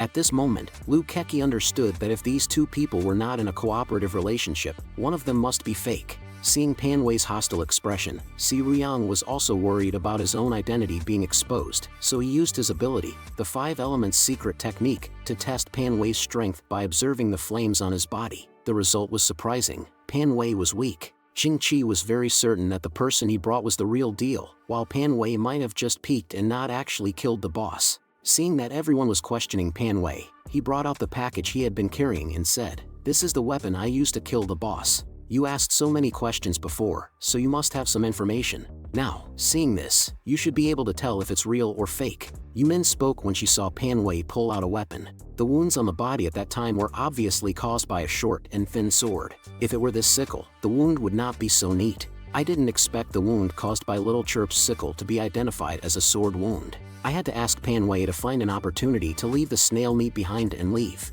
Pan Wei immediately slapped the table in anger and scolded, "So Lu Keki was testing me all along? Is this how you treat guests?" He took the opportunity to secretly stick the snail meat under the table and left the campsite. Si Ryang also received the 400 points given by Lu Keki. "Ryang, don't let this person disturb your mood. This is the promised reward of 400 points. May I ask if Ryang is interested in joining our team? After all, the ancient god has just issued a team task, and now we need to join a team." But Si Ryang claimed to like freedom and dislike being constrained, and demanded to be listed as a cooperative partner. Lu Keki, who was eager for talent, agreed to his request. Pan Wei, who had returned at this time, felt remorseful because he couldn't get the points back. "But it was my misjudgment, and it has nothing to do with him. Moreover, leaving the snail meat behind allowed me to overhear a lot of information." Lin Xiaoyun reminded them that the deadline for teaming up was approaching, and they needed to find a way to accumulate enough points. Since they couldn't obtain points through wit, they had to resort to force. Pan Wei was worried that the opponent was ranked first on the leaderboard and they probably wouldn't be able to beat them. "I just want him not to worry. I will ask my brothers for help and bring him to the Goblin Temple." Upon hearing that there's a senior helping, Pan Wei assuredly patted his chest and promised to bring him over. "Although I am confident that I can defeat Si Ryang, it would be difficult if he notices and chooses to escape." But Lin Xiaoyun assured him that she had a way to prevent Si Ryang from escaping. While secretly tracking Si Ryang near Lu Keki's camp, Pan Wei blinked and Si Ryang disappeared. Suddenly, he appeared behind Pan Wei and said, "Fraud, why are you following me?" Pan Wei was caught following Si Ryang. He was arrested in a blink of an eye and immediately begged for mercy, claiming to have a way to earn points. Seeing that Pan Wei was weak, Si Ryang let his guard down. Pan Wei then mentioned that he had found a treasure chest, but due to the special requirements of the task, he couldn't complete it alone and needed Si Ryang's help. Si Ryang, thinking that this might be an opportunity to earn points, agreed to go with Pan Wei. Pan Wei brought Si Ryang to the Thunder tribe of the goblins they had visited earlier. Si Ryang was puzzled as he had checked the place thoroughly before and found no hidden rewards. Pan Wei pointed to the temple and said that it was inside. However, Si Ryang realized that he had been tricked when he saw that the temple was in ruins. He demanded to know the purpose of Pan Wei's deception. Pan Wei immediately pretended to beg for mercy, but Si Ryang no longer believed him and drew his sword. At this moment, Pan Wei smiled slightly, knowing that his goal had been achieved. Suddenly, a trap appeared under Si Ryang's feet, and he fell into it. Pan Wei was pleased with himself but was surprised to find that the trap was empty. Meanwhile, Si Ryang appeared behind him, and Pan Wei realized he had underestimated him. Si Ryang drew his sword and attacked, but Little Chirp appeared just in time to block the attack. Si Ryang was shocked to see such a powerful creature and wanted to escape. However, he found that his body was moving towards the sound of the fight, where he saw Lin Xiaoyun. Lin Xiaoyun's sarcastic fist can control people with comparable mental power within her own field of view when the fists collide and make a sound, attacking Lin Xiaoyun. With the help of Little Chirp and Lin Xiaoyun, Si Ryang was eventually captured. I took a glance at his panel. He's a special profession 5-element executor, and his agility is even higher than Little Chirp's. Fortunately, we have Lin Xiaoyun's taunting fist, or else he might have escaped. With the cooperation of Little Chirp and Lin Xiaoyun, we successfully obtained 400 points from Si Ryang. However, Pan Wei didn't want to let go of his cash cow so easily and searched Si Ryang for 50 more points. After all, compared to the equipment on his body, Si Ryang was more willing to sacrifice some points. At this time, a force hit Si Ryang from behind, knocking him unconscious. To prevent Si Ryang from launching a surprise attack after Lin Xiaoyun's taunt loses its effect, it's safer to knock him out directly. However, Lin Xiaoyun seems a bit too kind-hearted, but I told her this is the safest way. After it was over, I pretended to thank the big shot for his help. Pan Wei immediately worshipped me. Next, we need to return to the camp and register to establish a team. Finally, we made it just in time for the registration, but when I handed the team leader position to Pan Wei, he was caught off guard. At this point, Lin Xiaoyun explained that the team leader is not determined by combat power, and you also deserve credit for successfully forming a team. This sudden trust deeply moved Pan Wei, but in fact, letting Pan Wei be the team leader to negotiate with people outside is more convenient for me to conceal my identity and strategize from behind. At this moment, a teleportation portal suddenly opened behind me and sucked us all in, sending us to a room. Pan Wei, are you okay? I'm fine, Miss Lin. I just fell on my face. After checking, we seem to have been transported to the mall in the main city by the ancient god. The mall? Did the ancient god teleport us here for a reason? I think we'll find out soon enough. And at this moment, the ancient god appeared in the sky. The ancient god has opened a new system for team bases. and all teams can have an exclusive base with different styles that will provide different attribute bonuses, and there will be different discounts for purchasing goods within the residence. The degree of discount will be determined by team contributions, so it is necessary to carefully consider what kind of residence style is needed, and the residence level will be uniformly distributed according to the strength of comprehensive strength. Qualifications for different levels can purchase different residence styles. The higher the level of residence style that can be purchased. After saying these words, the ancient god disappeared again. We were transported back to our original location. Then I opened the system panel and found out that I was the only one who received a diamond level qualification. But when I was ready to carefully select a residence style, I found out that residence styles need to be purchased with points. Although the best place has a bonus of +1 to all attributes, it requires 1,000 points. This ancient god is really finding ways to bully the poor, but instead of keeping the diamond level qualification, it's better to sell it. At this time, in Lukeki's camp, they were also discussing the opening of the new system. After all, Lukeki's team has many talented people, and everyone is confident that they can definitely get the highest level residence. But after a while, everyone's faces turned dark. It turned out that no one in the team had a diamond level qualification. Even Lukeki only got a platinum level. Lukeki thought to himself, so now there may only be one person who has a diamond level qualification. He asked Yumin, who was next to him, to contact Si Ryang. And at this time, Si Ryang in the forest also opened the system panel to check, but he also only got a platinum level qualification. Just then, Lukeki called, and at this time we were discussing who we should sell the diamond level qualification to because we don't have enough points. The diamond level qualification is meaningless to us. Lin Xiaoyun suggested selling it to Lukeki's team. After all, they have a lot of money and need a diamond level qualification the most. But I think Si Ryang is the most suitable person. Then Pan Wei realized, I understand now, Si Ryang is regarded as the #1 person by Lukeki, just like an ancient god, received various privileges. If he wants to continue cheating for free meals and drinks, he must show his diamond level qualifications to prove himself. We can definitely swindle him if we find him. That's why we decided to split up and search for Si Ryang. Pan Wei wandered the streets for a long time, but he didn't see Si Ryang at all. He was grumbling without any clue when he happened to turn a corner and meet Si Ryang. Si Ryang pressed him against the wall since they were enemies. Facing Si Ryang's hatred, Pan Wei immediately used what I had taught him to respond, making it clear that he had a diamond level qualification. If Si Ryang wanted to continue cheating for free meals and drinks from Lukeki, he would need this qualification. After hearing Pan Wei's words, Si Ryang seemed to hesitate. Pan Wei immediately offered 500 points, which we estimated to be his entire fortune. However, since only Pan Wei came, he did not seem willing to pay the 500 points. But this was also within my expectation. Pan Wei clearly stated that since he dared to come alone, he was not afraid of Si Ryang's evil thoughts. Si Ryang was forced to conduct the transaction immediately. Seeing Si Ryang still hesitating, Pan Wei immediately said, since you don't want it, I don't need you as a buyer. Anyway, there are plenty of teams that need it, such as Lukeki. This immediately made Si Ryang stop hesitating and submit to being swindled. After obtaining the points, we purchased a cinema-style residence. However, Lin Xiaoyun was puzzled. Although we had over 600 points, was it really a good idea to spend 400 points on a residence that only increased our spirit by 1? I explained that the ancient gods would not introduce useless things. According to the task prompt, the earlier we establish the residence style, the better. However, I actually have other reasons. Because the spiritual attribute affects the learning speed of exercise techniques, which I only discovered recently. After leaving the residence, we came to the prop area, ready to buy some props for future use. Lin Xiaoyun and Pan Wei were both wondering what kind of props to buy, but good steel should be used on a sharp blade. This is where my gaming knowledge comes in handy. I can tell at a glance which attribute would improve faster through exercise. From my observation, Sister Yuner's strength is her strong suit, and she's already been exercising it, so she needs to work on her constitution. The most cost-effective option is to buy a level 0 constitution exercise technique. When I finished speaking, Pan Wei couldn't wait for me to show him. I took a look at his attribute panel and was surprised to see that this chubby guy's agility attribute was so high. It looks like he's a flexible chubby guy.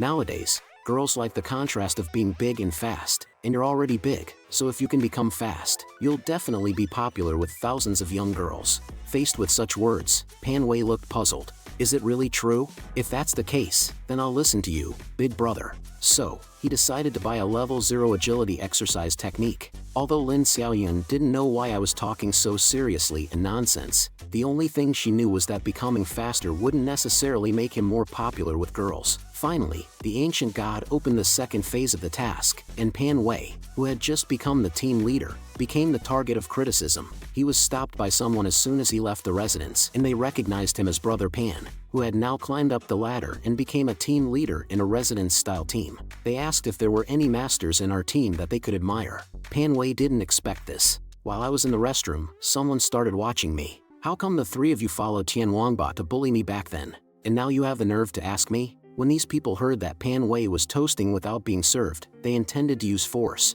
But after some thought, Pan Wei said, "It seems you guys know what's going on. You know that our team has bought the resident style, so you should also know that since we bought the resident style, our team is not lacking in masters. Each and every one of them can kill goblins without blinking an eye. Everyone knows how to brag, so if there are so many masters, why would they need you as the team leader? Do you even know what a master is? A master is someone who only wants to cultivate and doesn't care about worldly affairs. If you don't want to be irrationally slaughtered by those masters, get out of my way." The people were impressed by Pan Wei's eloquent words, so he let them go this time, but warned them that if they ever acted disrespectfully again, they would face the wrath of his powerful team. Before the people could react, he quickly left and returned to the team's resident, where he told us what had happened, and how they had just bought the resident style and already had people watching them. However, since there were only a few teams that owned a resident style, it was normal for them to be targeted, and since the team list only displayed the team name, that's why they were able to scare the other people. But if they dared to cause trouble again, it would be their own fault. Finally, the second phase of the mission from the ancient god began, which was to explore the Misty Mountains outside the forest. Everyone's surroundings were open to the teleportation gate, and the map for this mission was also enormous. Each team would be randomly teleported to a location, and it was no wonder that the ancient god had forced everyone to team up, since it would be easy for someone to get lost in such a massive mountain. As I watched Pan Wei vomit repeatedly, although the teleportation from the ancient god was disorienting, his reaction was a bit too exaggerated. At this point, the task prompt revealed that the mist covered the mountains outside the forest. Mysterious and dangerous. Find the key to unlock the fog. Let the mountains see the daylight again. The mission goal is to clear the fog in the area. But before we even set out, trouble found us on its own. Originally scared by Pan Wei, thinking our group had more than 100 people, he became even more arrogant when he saw there were only 3 of us. But he also didn't dare to easily offend us, because they believed we must have some strength if we were able to produce so many points. He was also worried that if he accidentally provoked a big shot, he would suffer. Coincidentally, he had a talent to test his opponent's strength. As long as he shook hands with his opponent, his skill balance of power would be triggered, emitting different colored light based on the opponent's strength. The brighter the light, the greater the difference. When it glows white, it means the opponent is weaker than him. When it glows red, it means the opponent is stronger than him. Seeing that I was just a waste with white light, he turned his attention to Lin Xiaoyun. But Lin Xiaoyun only showed a faint red light. Seeing that we didn't have much strength, he revealed his true colors. He wanted to control us in the name of cooperation. Jokes aside, I know you too well. Cooperating with you is like making a deal with a tiger for its skin. We can't agree to it. Although he was rejected, he didn't actually seek our agreement. I'm not seeking your opinion, I'm just letting you know, he said and pulled me over. Seeing Lin Xiaoyun and Pan Wei panic, I immediately gave them a signal with my eyes. Lin Xiaoyun, who understood my meaning, didn't act recklessly. In the fog, they put Lin Xiaoyun and Pan Wei in front to explore the way.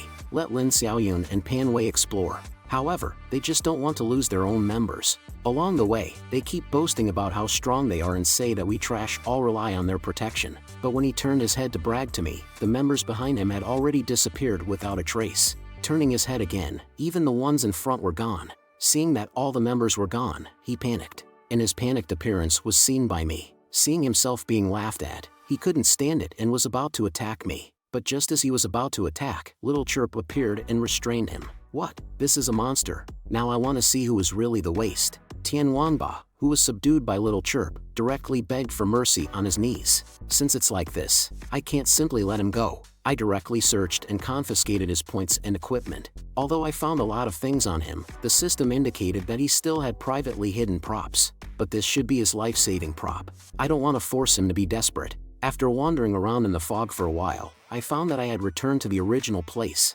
It seems that I was trapped by some kind of barrier.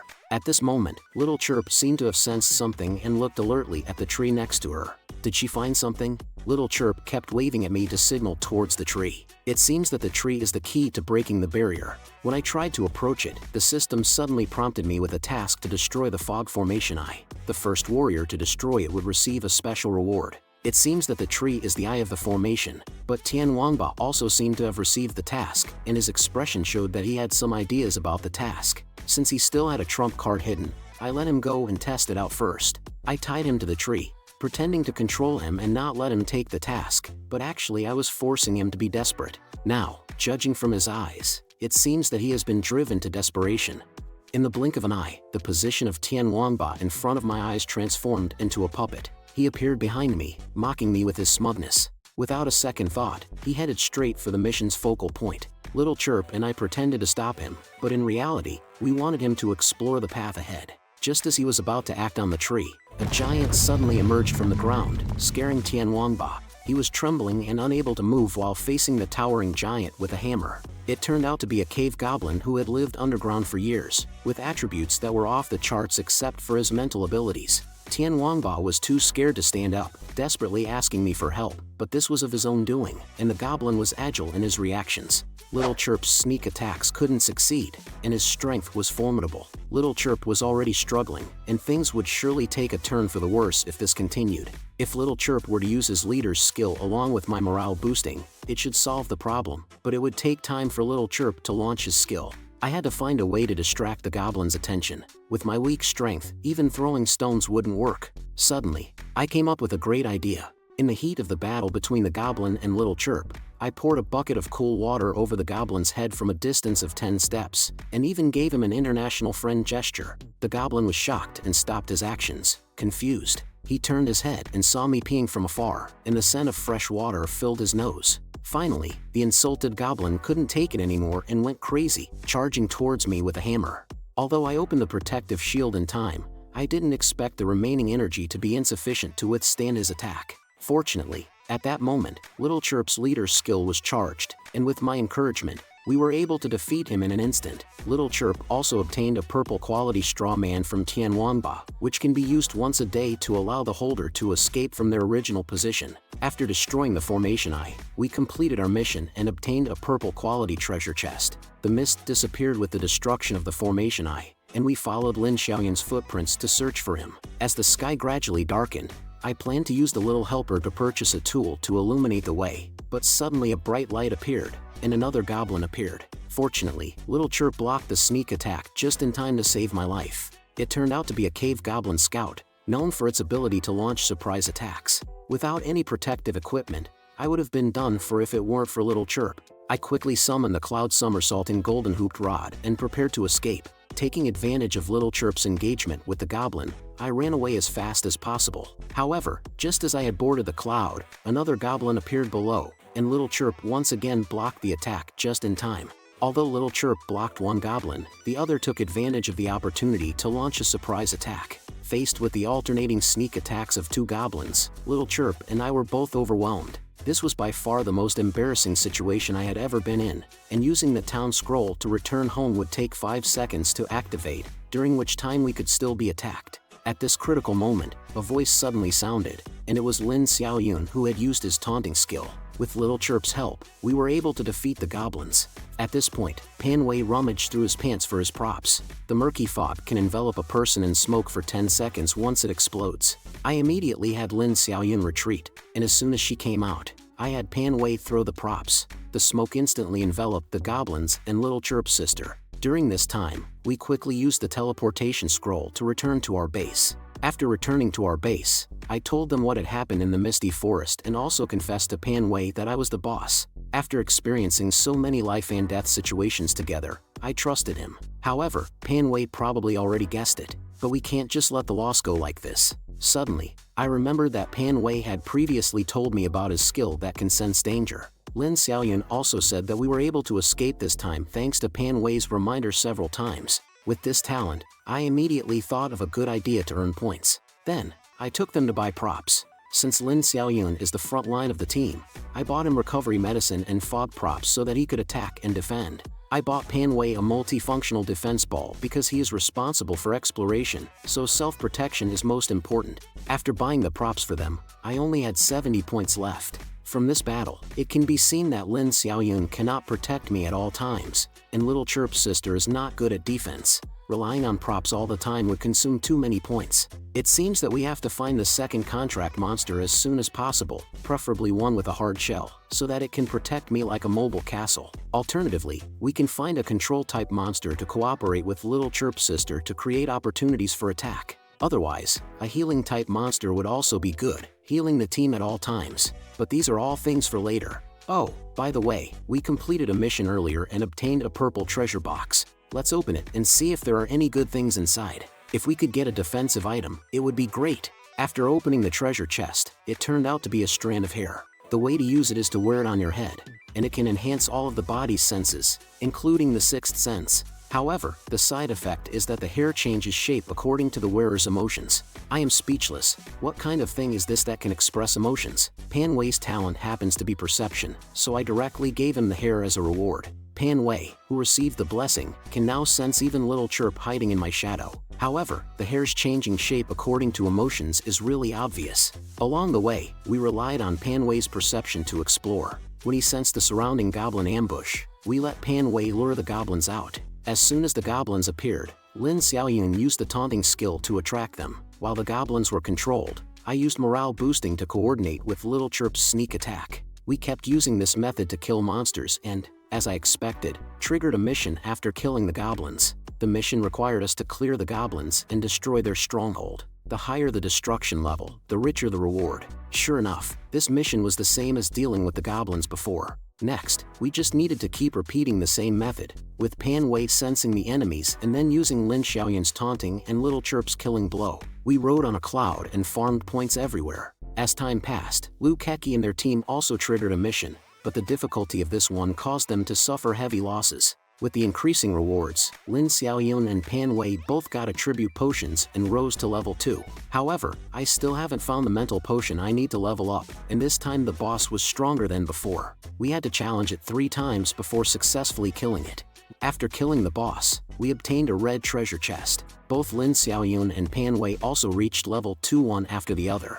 We are ready to return to the base and buy them a class change book. Lin Xiaoyun changed to a shield-bearing priest class, as their defense ability is excellent and suitable for their taunt skill. Panway changed to a short-blade warrior, which is suitable for his high agility attribute. It cost 400 points to purchase 2 class change books. I was curious about what items could be obtained from the red treasure chest, so we quickly returned to the base to open it. After using the class change books, corresponding marks appeared on their backs. After upgrading for these 3 months, their attributes have greatly improved. After using the class change books, their job skills appeared automatically in their minds. Next, I prepared weapons for them, but they were also curious about what could be obtained from the treasure chest. We prayed together to open a red treasure. After opening the chest, a dazzling red light appeared, and a circular roulette was revealed. This is a red mythical quality item. The roulette can be spun for 3 chances to obtain items. The probability of obtaining a red item is 0.5%, a golden item is 99%, and a purple item is 0.5%. As we could not understand the other words on the roulette, we spun it all at once. After spinning the roulette, 3 beams of light flew out. 3 props appeared on the ground all of a sudden. I obtained 3 gold quality props, including a piece of equipment that increased my spiritual attribute by 3 points, which was definitely a great item for me. Another item was a skill book that could convert my spiritual attribute to strength and grant it to my teammates at a ratio of 5:1, which was tailor-made for me. Equipping the item, my spiritual attribute reached 21 points. Lin Xiaoyun became curious about the last remaining item and wondered what its function was. It turned out to be a mission clue that marked the hideout address of an evil goblin, which Panway and Lin Xiaoyun considered the most worthless gold item. However, I believe that since they were all gold quality, it was likely to be a rewarding adventure opportunity. The open treasure chest was named Spiritual Gift Package, and all the items obtained were related to spiritual power. Therefore, the clue might have a significant connection with spiritual power. Previously, I had killed goblins with different attributes and obtained corresponding attribute potions or items. Hence, this evil goblin might also yield a spiritual attribute-related reward as a boss. After analyzing the situation, I decided to complete the task alone. Although Lin Xiaoyun worried that I might encounter danger, I assured her that I had Little Chirp with me, and since they were all goblins with spiritual power, there should be no problem. Following the coordinates, I cleared the goblins near the valley and asked Little Chirp to hide back into the shadows before heading to the evil goblins' location. They actually turned the ancient god warriors into puppets. As soon as I entered the forest, I was surrounded by a group of puppets. Bloodveil, I'm here. Are you too scared to show yourself? After I finished speaking, there was suddenly silence all around. A hand slowly reached out from behind the tree. Could it be that you, two-footed beast, are actually bloodborne? Only to see that it was a cave goblin shaman. Under the blessing of secret arts, its attributes are extremely high, and it mistook me for bloodborne, so I decided to play along with it. At this moment, the rest of the goblins also emerged from behind the trees, but among them, there was one filled with hostility towards me. Bloodborne, don't you even have a puppet? It seems like these years of evading pursuit have not treated you well. The system also alerted me that this goblin was hostile towards me, so I had to find an opportunity to take it down first. Bloodwind, you're just narrow-minded. I go on adventures to find a path that can prolong our lives. You don't even have a puppet. You've turned yourself into a feeble two-footed beast. I'm going to kill you now. I've been waiting for this moment. I immediately summoned Little Chirp from the shadows. I let Little Chirp handle Bloodwind, but that goblin also used secret arts. Spirit Shield. Meanwhile, I directly used different forms, same divinity, and boosted morale to enhance Little Chirp's abilities. But even so,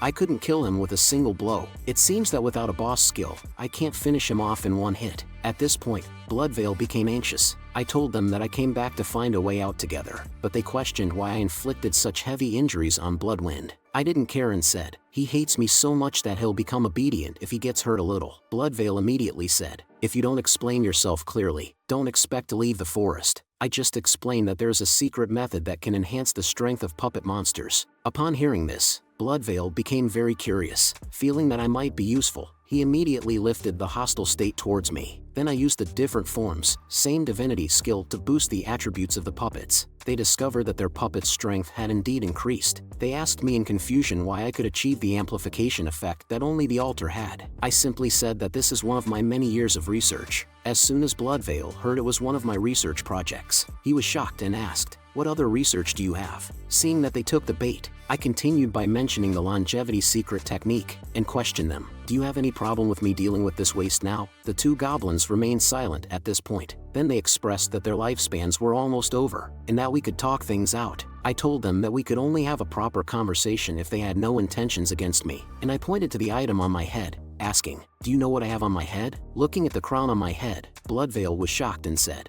is this the crown of the Goblin Prophet? As soon as they heard it was the crown of the Goblin Prophet, they immediately wanted to attack and snatch it. This is the reward from the Great Ancestor. Even if you snatch it, it's useless. You are already the Goblin Prophet. What more is there to say? Fools, who told you that there can only be one Goblin Prophet? As soon as Bloodveil heard this, he was stunned. That's right, I already know how to become the Goblin Prophet. I can do it, and so can you. But before that, you have to help me with something. Then I told them that parasitizing the ancient god warriors can also prolong life. They only just realized that humans can also be hosts. I thought that as long as they posed a threat to humans, I would be able to activate the mission, but nothing was activated. It seems like I need to take them to the ancient god camp to see. However, immediately after that, Bloodveil attacked his comrades. It turns out that Bloodveil had already cursed the puppets of those two goblins. He had known for a long time that these two goblins were secretly plotting against him. He took this opportunity to seize all their power for himself. And now that Bloodveil knew the method to prolong his life, his strength began to grow. But even if his strength increased, he wouldn't be a match for me and Lin Xiaoyun working together. After absorbing his comrades, his strength greatly increased. Keeping a monster that continuously enhances its power is always risky. I was considering whether or not to eliminate him on the spot. As a result,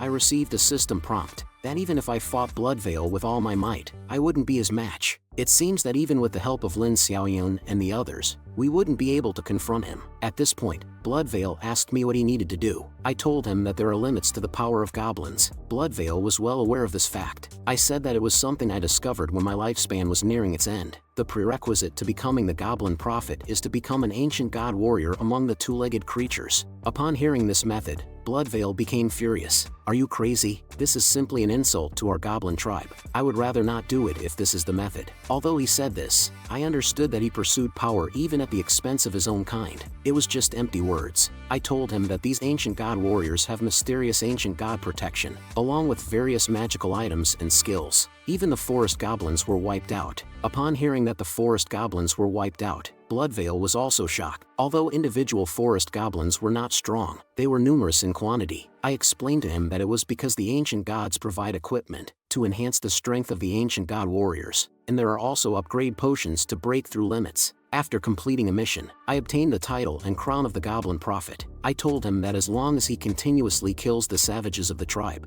gaining the recognition of the ancient gods, he can activate the mission and receive rewards. Bloodveil couldn't wait and asked me what to do. I asked him to follow me and kill the savages of the tribe until he gains the recognition of the ancient gods. At this point, Bloodveil was already eager to take action. Indeed, these individuals who seek power can be easily manipulated by targeting their desires. As soon as I finished speaking, he couldn't wait to become an ancient god warrior. I then demonstrated the items I obtained from the ancient gods to him, and then took some time to bring him back to the main city. After arriving at the main city, as expected, the mission was activated. Eliminate the evil goblin shaman, Bloodveil. Mission reward, Agatha's golden spirit chest. At the team's base at that moment, Lin Xiaoyun, who was practicing boxing, was still worried about how the mission was going since I had been away for so long. At that moment, Pan Wei, eating potato chips, calmly walked over, but suddenly his antenna reacted strongly, causing Pan Wei to vomit. He sensed that there was a very dangerous person approaching. Even when we killed the goblin shaman in the cave last time,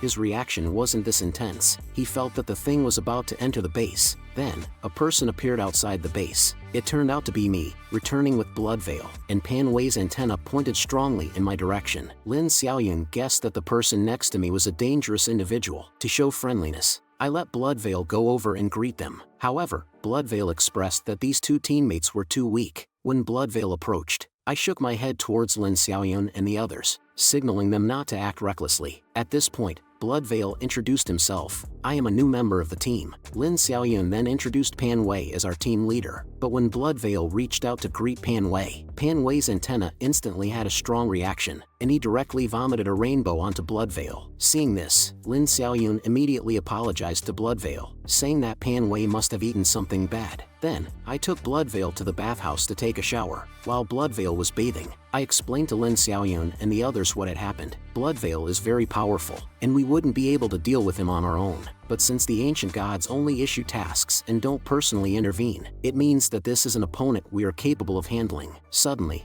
I came up with an idea. During the mission, let him fight against other bosses, depleting his strength, while we just relax on the sidelines. When he becomes weak enough, then we can take action. We still have a chance. When Lin Xiaoyun and the others heard this, they realized that we had a powerful free fighter. Bloodveil thought that these foolish humans were being manipulated without realizing it, but little did he know that he was the one being manipulated. Arriving in a valley, we encountered a group of cave goblins. To provoke Bloodveil into action, whenever we encountered goblins along the way, we would hold a meeting to discuss strategies, pretending to be weak. Finally, the moment came when Bloodveil couldn't resist anymore. Facing these weak cave goblins, he can easily defeat them with a few moves. He didn't want to waste any more time. Then, he walked straight towards the cave goblins. The cave goblins immediately charged at him upon seeing this, but Bloodveil effortlessly dodged their attacks, and he unleashed two cursed arrows towards the cave goblins. The cave goblins, who relied solely on brute force, were no match for Bloodveil. He easily disposed of these creatures before him. This was just as I predicted. Once we trigger the mission, whoever kills the goblins earns points, so we just need to stay behind and let Bloodveil be our free fighter. However, Bloodveil found it quite strange. Previously, he could absorb a significant amount of energy and improve his strength by killing these barbarians, but now, he could absorb very little. He killed dozens of them on the way,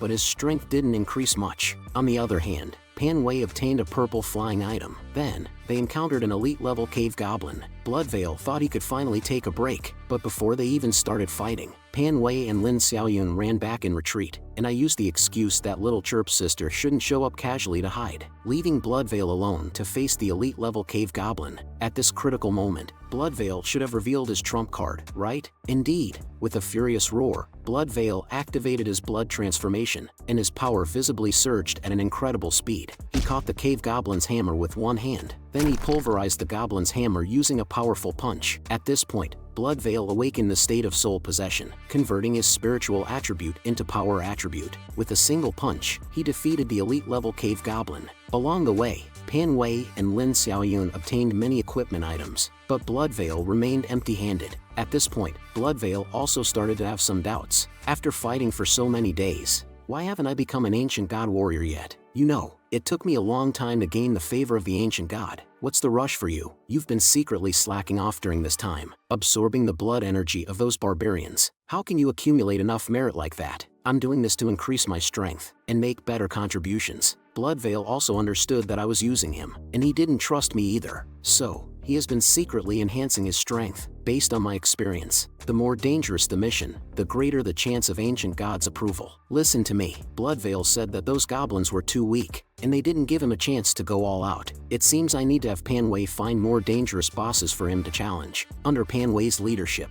we arrived at a cave in the forest. He sensed a powerful aura coming from the cave, but it seemed someone had already beaten us to it. Blood Veil couldn't wait and said, "Anyone who hinders me from completing the mission will die." I told him not to be hasty, and we should go and see first. Arriving outside the cave, it was already occupied by Liu Keqi's team. No one was allowed to enter. Seeing this situation, Lin Xiaoyun intervened. "Leader, maybe we shouldn't forcefully intrude." At that moment, two individuals approached us. "Isn't this the guy who tried to deceive us for 400 points back then?" The people were Lei Zheng and Jin Qi. Seeing Lei Zheng provoking, Pan Wei immediately retorted, "Who deceived whom? It was you who couldn't recognize a good deal." Jin Qi intervened to defuse the situation, saying, "Well, through this incident, we also got to know each other. Our Liu King team arrived here first, and according to our detection, there are many powerful cave goblins inside. We're concerned about unnecessary losses for everyone, so we didn't allow friends from other teams to enter." Faced with this explanation, Pan Wei also expressed understanding, and decided not to forcefully intrude. We bid them farewell and left, but at this moment,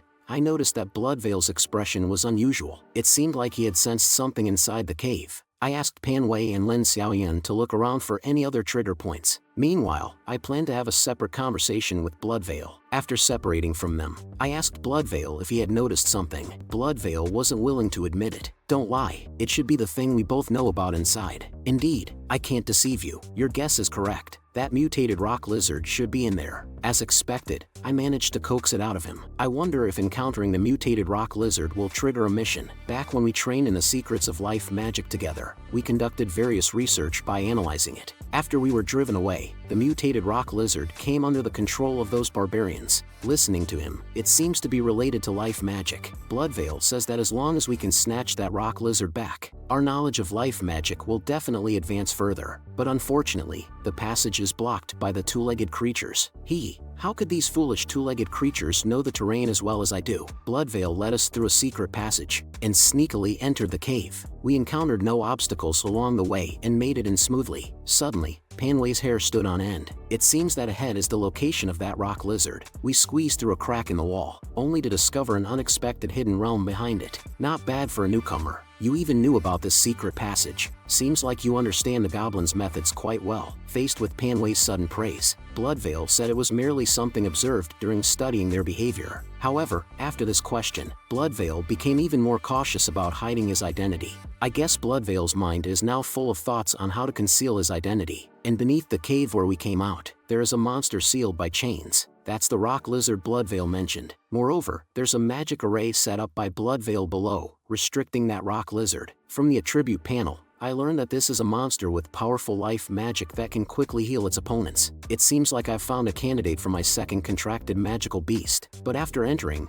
Blood Veil hesitated. He said it would be difficult to take away this lizard. Even a slight disturbance of the magic array would alert the cave leader. Feeling that the risk was too great, he planned to retreat. But how could I let such a good opportunity slip away? I immediately opened the shop to see if there was any way to make Blood Veil stay. That's when I discovered a long-distance sound transmission item. It can simulate any sound heard before and transmit it to a designated person. I immediately decided to spend 50 points to buy it. Then, I used this item to simulate the voice of an ancient god and transmit a message to Blood Veil. Upon hearing the voice, Bloodveil hurriedly asked Lin Xiaoyun if she heard anything, but only he could hear the voice. Bloodveil, this is your test from me. I am pleased with the previous tests. Now it's your final test. Upon hearing that it was truly the voice of an ancient god, Bloodveil became extremely excited, and I immediately announced the task for Bloodveil to free the mutated rock lizard. As expected, Bloodveil fell into my trap without surprise. He immediately expressed his intention to rescue the mutated rock lizard with everyone else.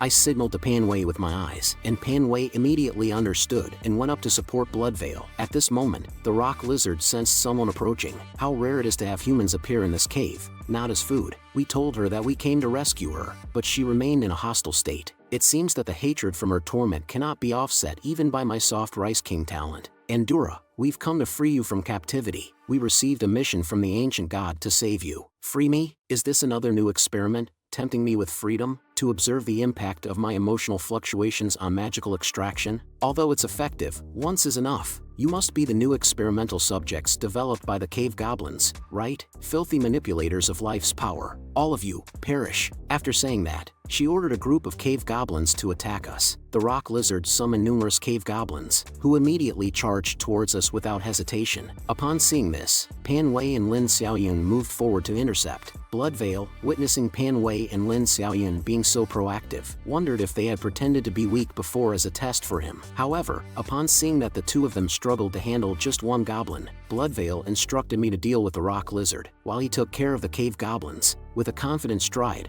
he charged out, once again using his curse arrows, causing the goblins to be struck one after another. The rock lizard felt a sense of familiarity upon seeing this spell, while the injured goblins immediately recovered under the rock lizard's healing magic. Do you think you can wear me down with the flame of life? I won't let you succeed. Then, Bloodveil increased the frequency of using curse arrows, easily knocking the cave goblins in front of him flying. This move is quite exhausting, but even with the healing support, they can't withstand such attacks. Finally, the rock lizard remembered why the skills in front of her were so familiar. The person in front of her was the one who had kidnapped and tormented her, the one who had brought her into this painful abyss. By this time, Bloodveil had already dealt with all the cave goblins in front of him, but the rock lizard's furious roar startled Bloodveil. Her lower body began to petrify, and energy fluctuations constantly emanated around her. Then, the previously defeated cave goblins came back to life. Even if I have to give up the freedom I desire most, I will tear you into 1,000 pieces. Bloodveil didn't expect the leader's skill of the rock lizard to be so powerful, reviving the dead cave goblins. One of the goblins struck Bloodveil's protective shield with a hammer. Seeing that all the goblins' hatred was directed towards him, Bloodveil intended to use the opportunity to have me rescue the rock lizard. However, by that time,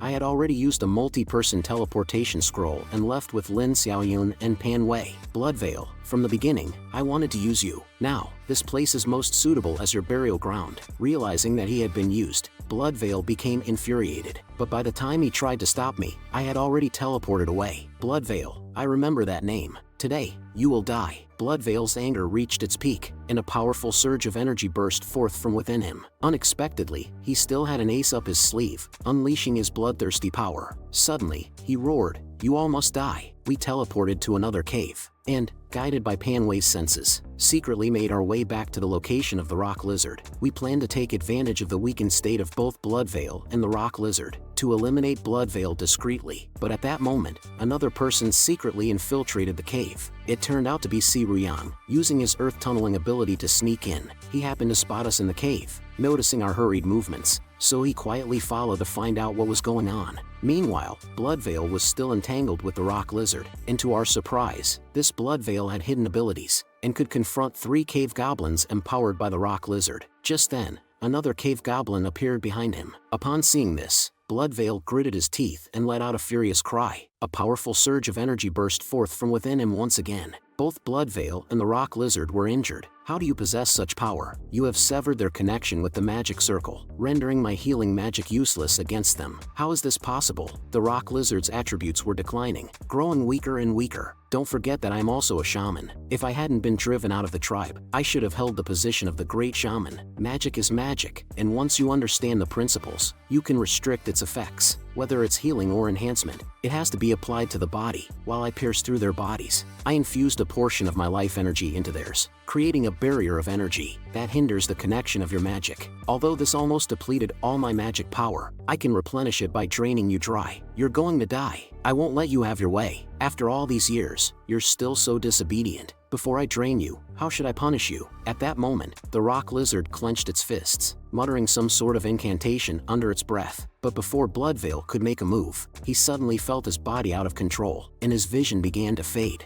Eventually, he watched as the blood color gradually engulfed his field of vision, closing his eyes forever under my gaze. Andura, we arrived a little late. You've suffered, but it seems he still had concerns about me. He looked towards Panwei behind me, and Panwei was holding a flashlight, shining it at us. Quick, put it away. She seems to have noticed. It seems like it's too late now. Suddenly, the system panel displayed a prompt: Desecration of the Sanctuary of the Ancient Gods mission complete. Obtain Agatha's Golden Spirit Chest reward. Hope this chest contains a spirit potion. At this moment, the rock lizard said, I remember you, Bloodveil's filthy companion. I explained to her that I was not Bloodveil's companion, and told her the whole story of how everything started. Although she mostly believed what I said, the difficulty of the contract on her head remained challenging, and her status towards me remained hostile. It seems that even with the soft Rice King talent, there are still obstacles. This strategy is indeed quite challenging. Even if I save her life, she still remains hostile. I expressed to her that it's dangerous here, and suggested that we leave first. But as soon as I reached out to unlock her shackles, she immediately stopped me. Seeing me injured, Little Chirp was about to attack right away, but fortunately, I stopped her in time. I comforted Little Chirp, saying that she had been trapped in this cave for too long,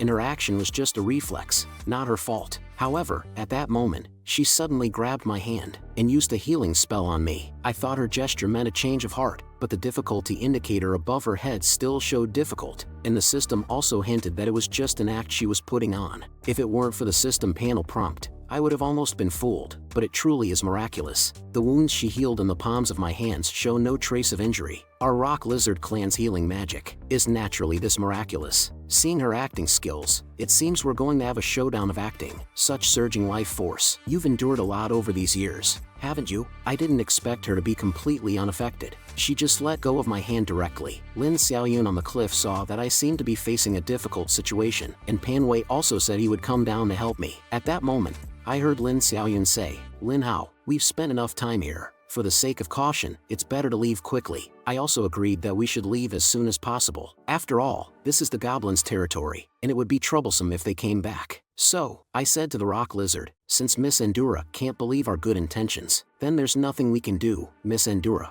I can't let my companions be in danger. We'll take a step ahead. Seeing us about to leave, the rock lizard immediately couldn't hold back, and called out to stop us. What's the matter? Do you have something to say? You know, I didn't expect her to be shy, but I still wanted her to say it herself. Listen, since we're going the same way anyway, why don't I leave with you? Oh, I see. Then I had Little Chirp unlock all of her shackles. It seems there won't be an opportunity to make a contract with her in the short term, and it will be even more difficult if her weakened state recovers. We need to come up with a plan. Get ready to depart, Miss Endura. Looking at the throne in this magic circle, something feels wrong, but what I didn't know was that Si Ryang had been hiding under the throne using Earth Escape technique to observe. At this moment, Little Chirp raised her sickle and slashed towards the throne. Si Ryang thought he had been discovered and immediately curled up in fear. Then, Little Chirp split the throne into two, revealing it to be a simple decoration. I thought it might trigger some kind of quest. Hearing Panwei urging me to leave, I didn't have much doubt and left as well. In the silent goblin cave, Si Ryang slowly emerged from under the throne.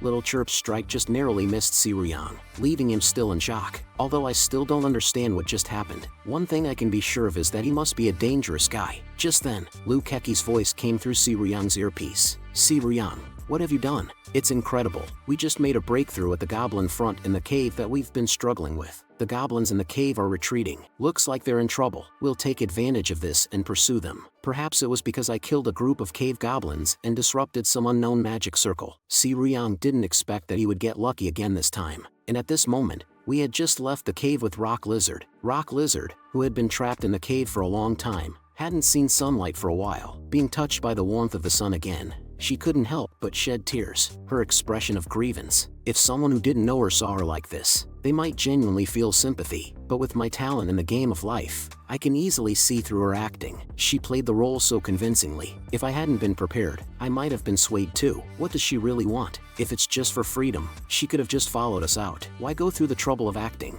Her weakened state won't last forever. Once she recovers, she can leave directly, and we can't stop her anyway. And at this moment, because we destroyed the magic circle, Lukeki's people successfully stormed the Goblin Cave. Seeing so many people attacking the cave goblins, Rock Lizard curiously asked, "Are those also bipeds? Are they also entering the cave? Are you all together?" Seizing the opportunity, I lied to her, saying, "We are together, but we are not bipeds. You can call us ancient god warriors." To be able to save you, my teammates and I split into two groups. One part is attracting attention up front, while we take the opportunity to rescue you from the rear. Now you know our determination to save you, right? Listen to me till the end. Rock Lizard not only marveled at the meticulousness of our plan, no wonder she sensed an increase in the frequency of magic extraction from the magic circle before. It seems that the resurrection altar is operating in overload. Curiously, I asked her what the resurrection altar was, and she said, "It's a device that consolidates all goblin lives within the cave. Whenever a goblin dies, its energy is absorbed by the altar and it resurrects. This device uses me as a conduit to continuously extract energy to supply the altar for its continuous operation. But now that there is no conduit, the altar cannot function. It seems like this is a benefit I've given to Lukeki, but after being used as a magical device for so many years, she should also have some understanding of traditional magic and life magic secrets, right? Since Bloodveil was able to research puppets and parasitic techniques from him, maybe she would too. If she wants to control us, then there's a reason for her to act like this." After rescuing Rock Lizard, as it was getting late, we had to camp outdoors. Pan Wei, who hadn't eaten anything for a day, kindly offered a satiety potion to Andura. Just by taking one satiety potion, a person won't feel hungry. I wondered if she would refuse to eat our food, but Andura took the satiety potion, examined it for a moment, and then swallowed it in one gulp. However, after just a second in her mouth, Andura instantly showed a troubled expression. Andura immediately spat it out. "Are you trying to kill me? This is the worst thing I've ever tasted. Don't you have a sense of taste?" I never expected Andura to have such a strong aversion to the potion. Could it be that these edible items from the ancient god are ineffective for monster girls? Poisoning her might not work either. At this moment, seeing Little Chirp, I suddenly remembered something I had discovered when I was eating grass before. I greeted them and then rode on the Nimbus Cloud to find food for Andura. "Take care, big brother. Don't worry, Lin Hao said there's something delicious, so it must be really good." As I left, Andura had a meaningful expression on her face. Together with Little Chirp, we relied on our previous memory to go back to the place where I had eaten grass before, because it was there that Little Chirp had eaten a peculiar plant. After eating it, Little Chirp fell into a state of weakness. Through the panel, I noticed that Little Chirp's spiritual power had decreased significantly, but her other attributes remained unchanged. It took several days for Little Chirp to recover from that state. Every time she sees this kind of food, Little Chirp can't help but want to eat it. It seems that this plant has a strong attraction for monster girls. The main point is that this plant can suppress the spirits of monster girls, which can restrain Little Chirp. It should also be able to restrain Andura, with a mindset of giving it a try. As long as it works, the possibility of making a contract with Andura will increase. Just at that moment, Little Chirp pointed to the nearby bushes, as if she had found that plant. I searched through the bushes, and indeed found quite a few of them.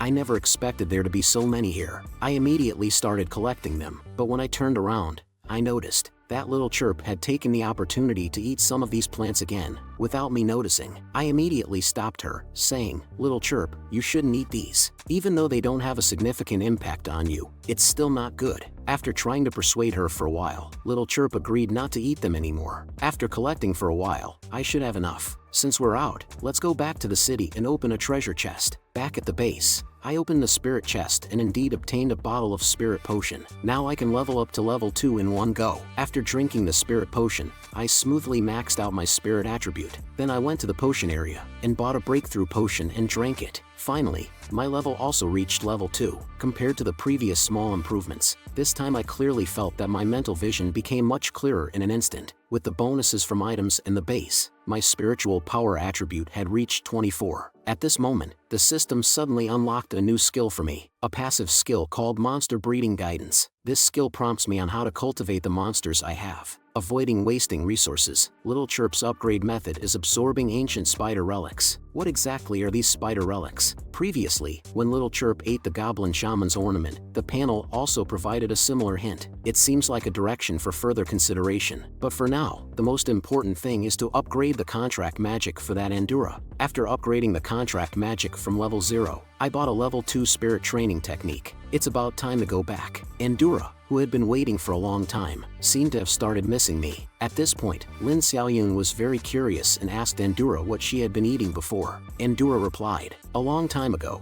I used to eat fruits from the forest, but after being captured, they made me eat raw meat to survive. I had no choice but to eat it. It's truly shameful. I wonder when I'll be able to eat something that brings me joy again." Just then, I returned to the campsite. I took out all the plants I had collected, seeing Endura devouring them eagerly. It seems she's just like Little Chirp. Pan Wei curiously wanted to take one and taste if they really are that delicious. Endura immediately stopped him. The contract difficulty displayed on the top of her head also changed from difficult to normal. But even so, the status on the panel still showed hostile. It seems that as long as I can change her attitude from hostile to neutral, there will be a chance to form a contract with her. The pretending to be cold, healing me, shedding tears for freedom, exposing the weakness of being a foodie. Each step was taken to make us let our guard down. Now Pan Wei and Lin Xiaoyun have completely gained trust in her. So, it should be my turn next. I saw her stretch lazily, indicating that she was tired and wanted to sleep. Then we took turns sleeping and keeping watch. And I have been observing every move of Endura,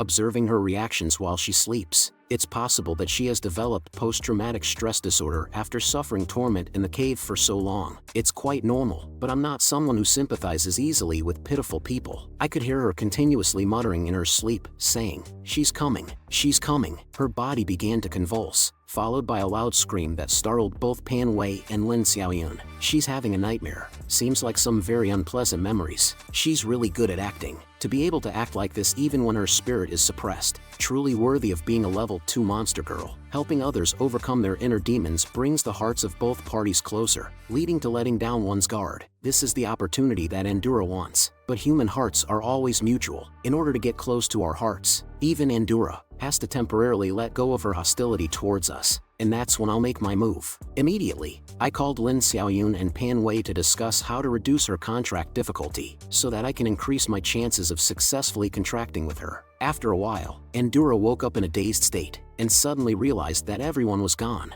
Where are they? Why is everyone gone? After daybreak, Endura discovered that we were all gone. To abandon a lady in a place like this, humans really can't be relied upon. Luckily, I didn't have any expectations of them either. Endura thought that her acting had been discovered, but she also felt that her performance was so natural, it shouldn't have been detected. But at that moment, a scene before her eyes shocked her greatly. Pan Wei was lying on the ground, surrounded by pools of blood. What could this possibly be? Could this wound be? Just then, I appeared with numerous injuries. And you guessed it right, that guy didn't die. He came here to seek revenge against us. Bloodveil first ambushed Pan Wei. Little Yun was taken away by Bloodveil. It's unlikely to end well. Even my Little Chirp sister, Endura, couldn't believe what I was saying. She had clearly checked in the cave before, and Bloodveil had long lost his vitality. How could this be possible? But the immediate appearance of Bloodveil immediately dispelled her doubts. The fear that had been inflicted upon her before instantly flooded her mind. Weren't you already dead in the cave? Why would you appear here? Endura couldn't believe that the Bloodveil before her eyes was real, but he did emit the aura of Bloodveil. At that moment, I glanced at Endura's panel notification. She was truly terrified by the Bloodveil in front of her. Of course, if I didn't frighten her, then my act would be in vain. The Bloodveil before her eyes was actually Lin Xiaoyun disguised as him after taking the substitute medicine. I deliberately rushed forward to intervene at this moment, pretending to be unable to defeat him and being kicked away by Bloodveil. Endura was completely shocked by this scene. I immediately called out to Endura. "Endura, run quickly. Run? None of you can escape today." Endura hesitated for a moment, then turned and ran without looking back. "Well, you made me run anyway. Besides, there's no point in staying here, right?" Endura lacks loyalty. Watching Endura run away, Pan Wei also wiped off his disguise. We need to make the performance more realistic now. At this point, Endura had already fled into the forest and hidden. I pretended to be thrown in by Bloodveil, barely clinging to life, while Lin Xiaoyun pretended to search nearby. Strange. Did she disappear? Endura ran fast, but she's still weak. She can't go far. Endura covered her mouth, not daring to make a sound. And at that moment, I lay dying before her eyes. and her gaze was filled with fear. I noticed that the difficulty of the contract above her head had dropped to easy, and the status on the panel had changed from hostile to neutral. It seems like the right time now. I feel so cold. Can I hold your hand before I die, Miss Endura? I reached out my hand to her, and as long as she touched it, the contract would be triggered. Without any surprises, she also reached out her hand to me. In the instant our hands touched, the mark on the back of my hand lit up. The contract was activated. Suddenly, a golden light burst forth. What is this? Endura hasn't fully realized what has happened yet. At this moment, Lin Xiaoyun and Pan Wei stepped forward. They curiously asked if I had succeeded in the contract. I didn't expect it to be so easy to succeed in the contract. But we still need to find an excuse to deceive Endura. What are you still chatting about? One of you plays dead. One pretends to be Bloodveil. One tricks me into contracting. You're all liars. I want to be free. I don't want to be a contract beast. After Endura scolded us, she immediately turned and ran. A mere human trying to command me? I'm not some delicate little girl. But before Endura could run far, she was immediately teleported back by the magic circle. Endura, I haven't finished speaking yet. Once a contract magic is established, the contracted monster cannot be too far away from the contractor, so it's impossible for you to escape. Upon hearing this, Endura became furious and embarrassed. She immediately launched an attack towards me, but her attacks had no effect on me. Endura, even though I don't know how we successfully contracted, once the contract is established, the contractor cannot harm me. Upon hearing this, Endura collapsed in despair. At this moment, I pretended to ask her if she had tried to use some kind of mental magic to control me. Endura, who was caught off guard, looked nervous and hastily denied it. At that moment, Pan Wei suddenly spoke up. I see. It must be that Miss Endura wanted to use mind control on our big brother, but our big brother's advanced contract magic caused his magic to counterattack automatically, resulting in Miss Endura being contracted instead. Well done, Pan Wei. I didn't even need to speak, and he helped me cover it up. Endura also regretted it, saying she should have just run away without thinking. Judging by your reaction, it seems like I was right. My instincts are always accurate. Being exposed, Endura started acting again, crying. She said she was just a kind and pitiful lizard. Why did she encounter such cruel things? But Lin Xiaoyun and Pan Wei were no longer buying it. I wonder who just ran away without looking back. Whether you like it or not, we have already formed a contract, and that cannot be changed. You were the one who schemed against me first, so don't blame me. Undeterred, Endura kept trying to break the contract magic, but the contract magic of the ancient god and the magic used in this world are clearly not the same. How could Endura compete with the ancient god? After a whole night passed, Endura finally gave up resistance and approached me for negotiations, asking how she could terminate the contract. I've had enough of being enslaved. What do you want? I will give you anything I can as long as you give me my freedom back. Well, since you put it that way, freedom is possible. Is that so? What are your conditions? I need a powerful monster to assist me. As long as I find the next monster that suits me better and learn how to terminate the contract. Until then, you will serve me. Although Endura was reluctant, she had no other choice, so she reluctantly agreed to assist me until we found the next monster. Meanwhile, deep in the cave where the goblins were, Liu King's team successfully conquered the cave goblins. Liu Keki had planned to return to the base camp to rest, but at that moment, the ancient god issued a new mission: conquer the Goblin Kingdom. According to the ancient god's introduction, this mission was the real challenge. Mission objective: enter the Goblin Empire and familiarize oneself with it. All team members also received this mission trigger. It seems that anyone who participated in the Cave Goblin mission triggered this mission. The ancient god began to distribute rewards for the Cave Goblin mission. As expected, Liu Keki's team ranked first, but the second place Furui team caught Liu Keki's attention. He had previously investigated the competing teams, but hadn't paid attention to this team. However, he didn't pay much attention to it. Everyone, once again, our team, Liu King, has achieved the highest score and the best rewards. Below, the teammates immediately agreed. That's right, we are the strongest. So, we must continue to work hard and seize the initiative in the upcoming Goblin Empire mission. Team captains, take the fastest members and split up to investigate the location of the Goblin Kingdom. The rest of us will split into two groups. One group will advance beyond mountain to establish a new base camp, and the other group will return to the main city to exchange items and replenish supplies. After the team captains find the Goblin Kingdom, we will launch a full-scale attack to complete the next phase of the mission. Meanwhile, after settling the ancient god's mission, we received 1,500 points and a golden treasure chest. Pan Wei complained that the ancient god was stingy and gave too few points. But after all, our team only has 3 people, so we can't compare to big teams like Liu Keki's. But with fewer people, each person gets more points. Then we prepared to open the golden treasure chest and see what items we could get. A burst of golden light appeared, revealing a golden epic attribute item. It was a hypnosis type item that can control the opponent for 1 minute upon successful hypnosis. However, the success rate depends on the mental gap between the two parties, and it can be used 10 times. Pan Wei and Lin Xiaoyan thought this item was mediocre, because once the hypnosis is attacked, the target wakes up, and it can only hypnotize for 1 minute. But I don't think so. After all, it's an ancient god's reward.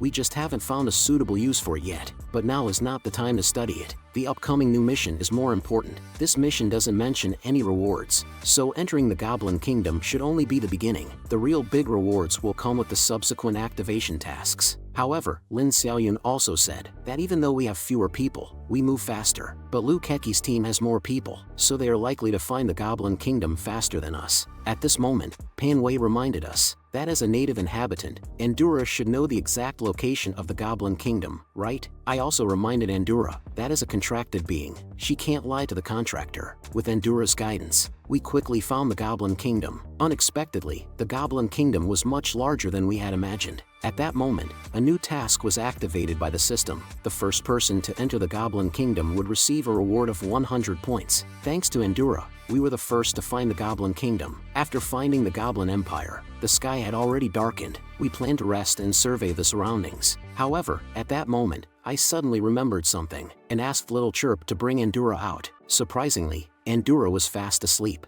Hey, Andura, wake up quickly for me. Little Chirp, I need to ask Andura some questions. Can you protect Pan Wei and the others for me? Seeing that I was taking Andura alone, Little Chirp became a bit jealous. Why would I favor Andura? Little Chirp, you have always been my most trusted partner. Why wouldn't I like you, Little Chirp? After listening to me, Little Chirp instantly felt better. I greeted Little Chirp and took Andura aside. What's the matter? Didn't I already bring you to the Goblin Kingdom? At that moment, I suddenly turned around and pressed Andura against a tree. This action startled Andura, making her at a loss for what to do. Speak up. What's the spell you've been hiding? How do you know? After all, you wanted to enslave us. It seemed difficult to accomplish, but you were so confident. You must have a trump card, right? Since we have decided to cooperate, shouldn't we be open and honest with each other? Andura conjured a green flame in her hand. Humans are indeed cunning. It seems that the method of planting the seed of life to gain your trust has never worked from the beginning. This spell is the result of my research on life magic based on the blood veil. Only those who I completely trust can successfully perform the spell. Then I can control their words and actions, making them my puppets. But this condition is too harsh. At first,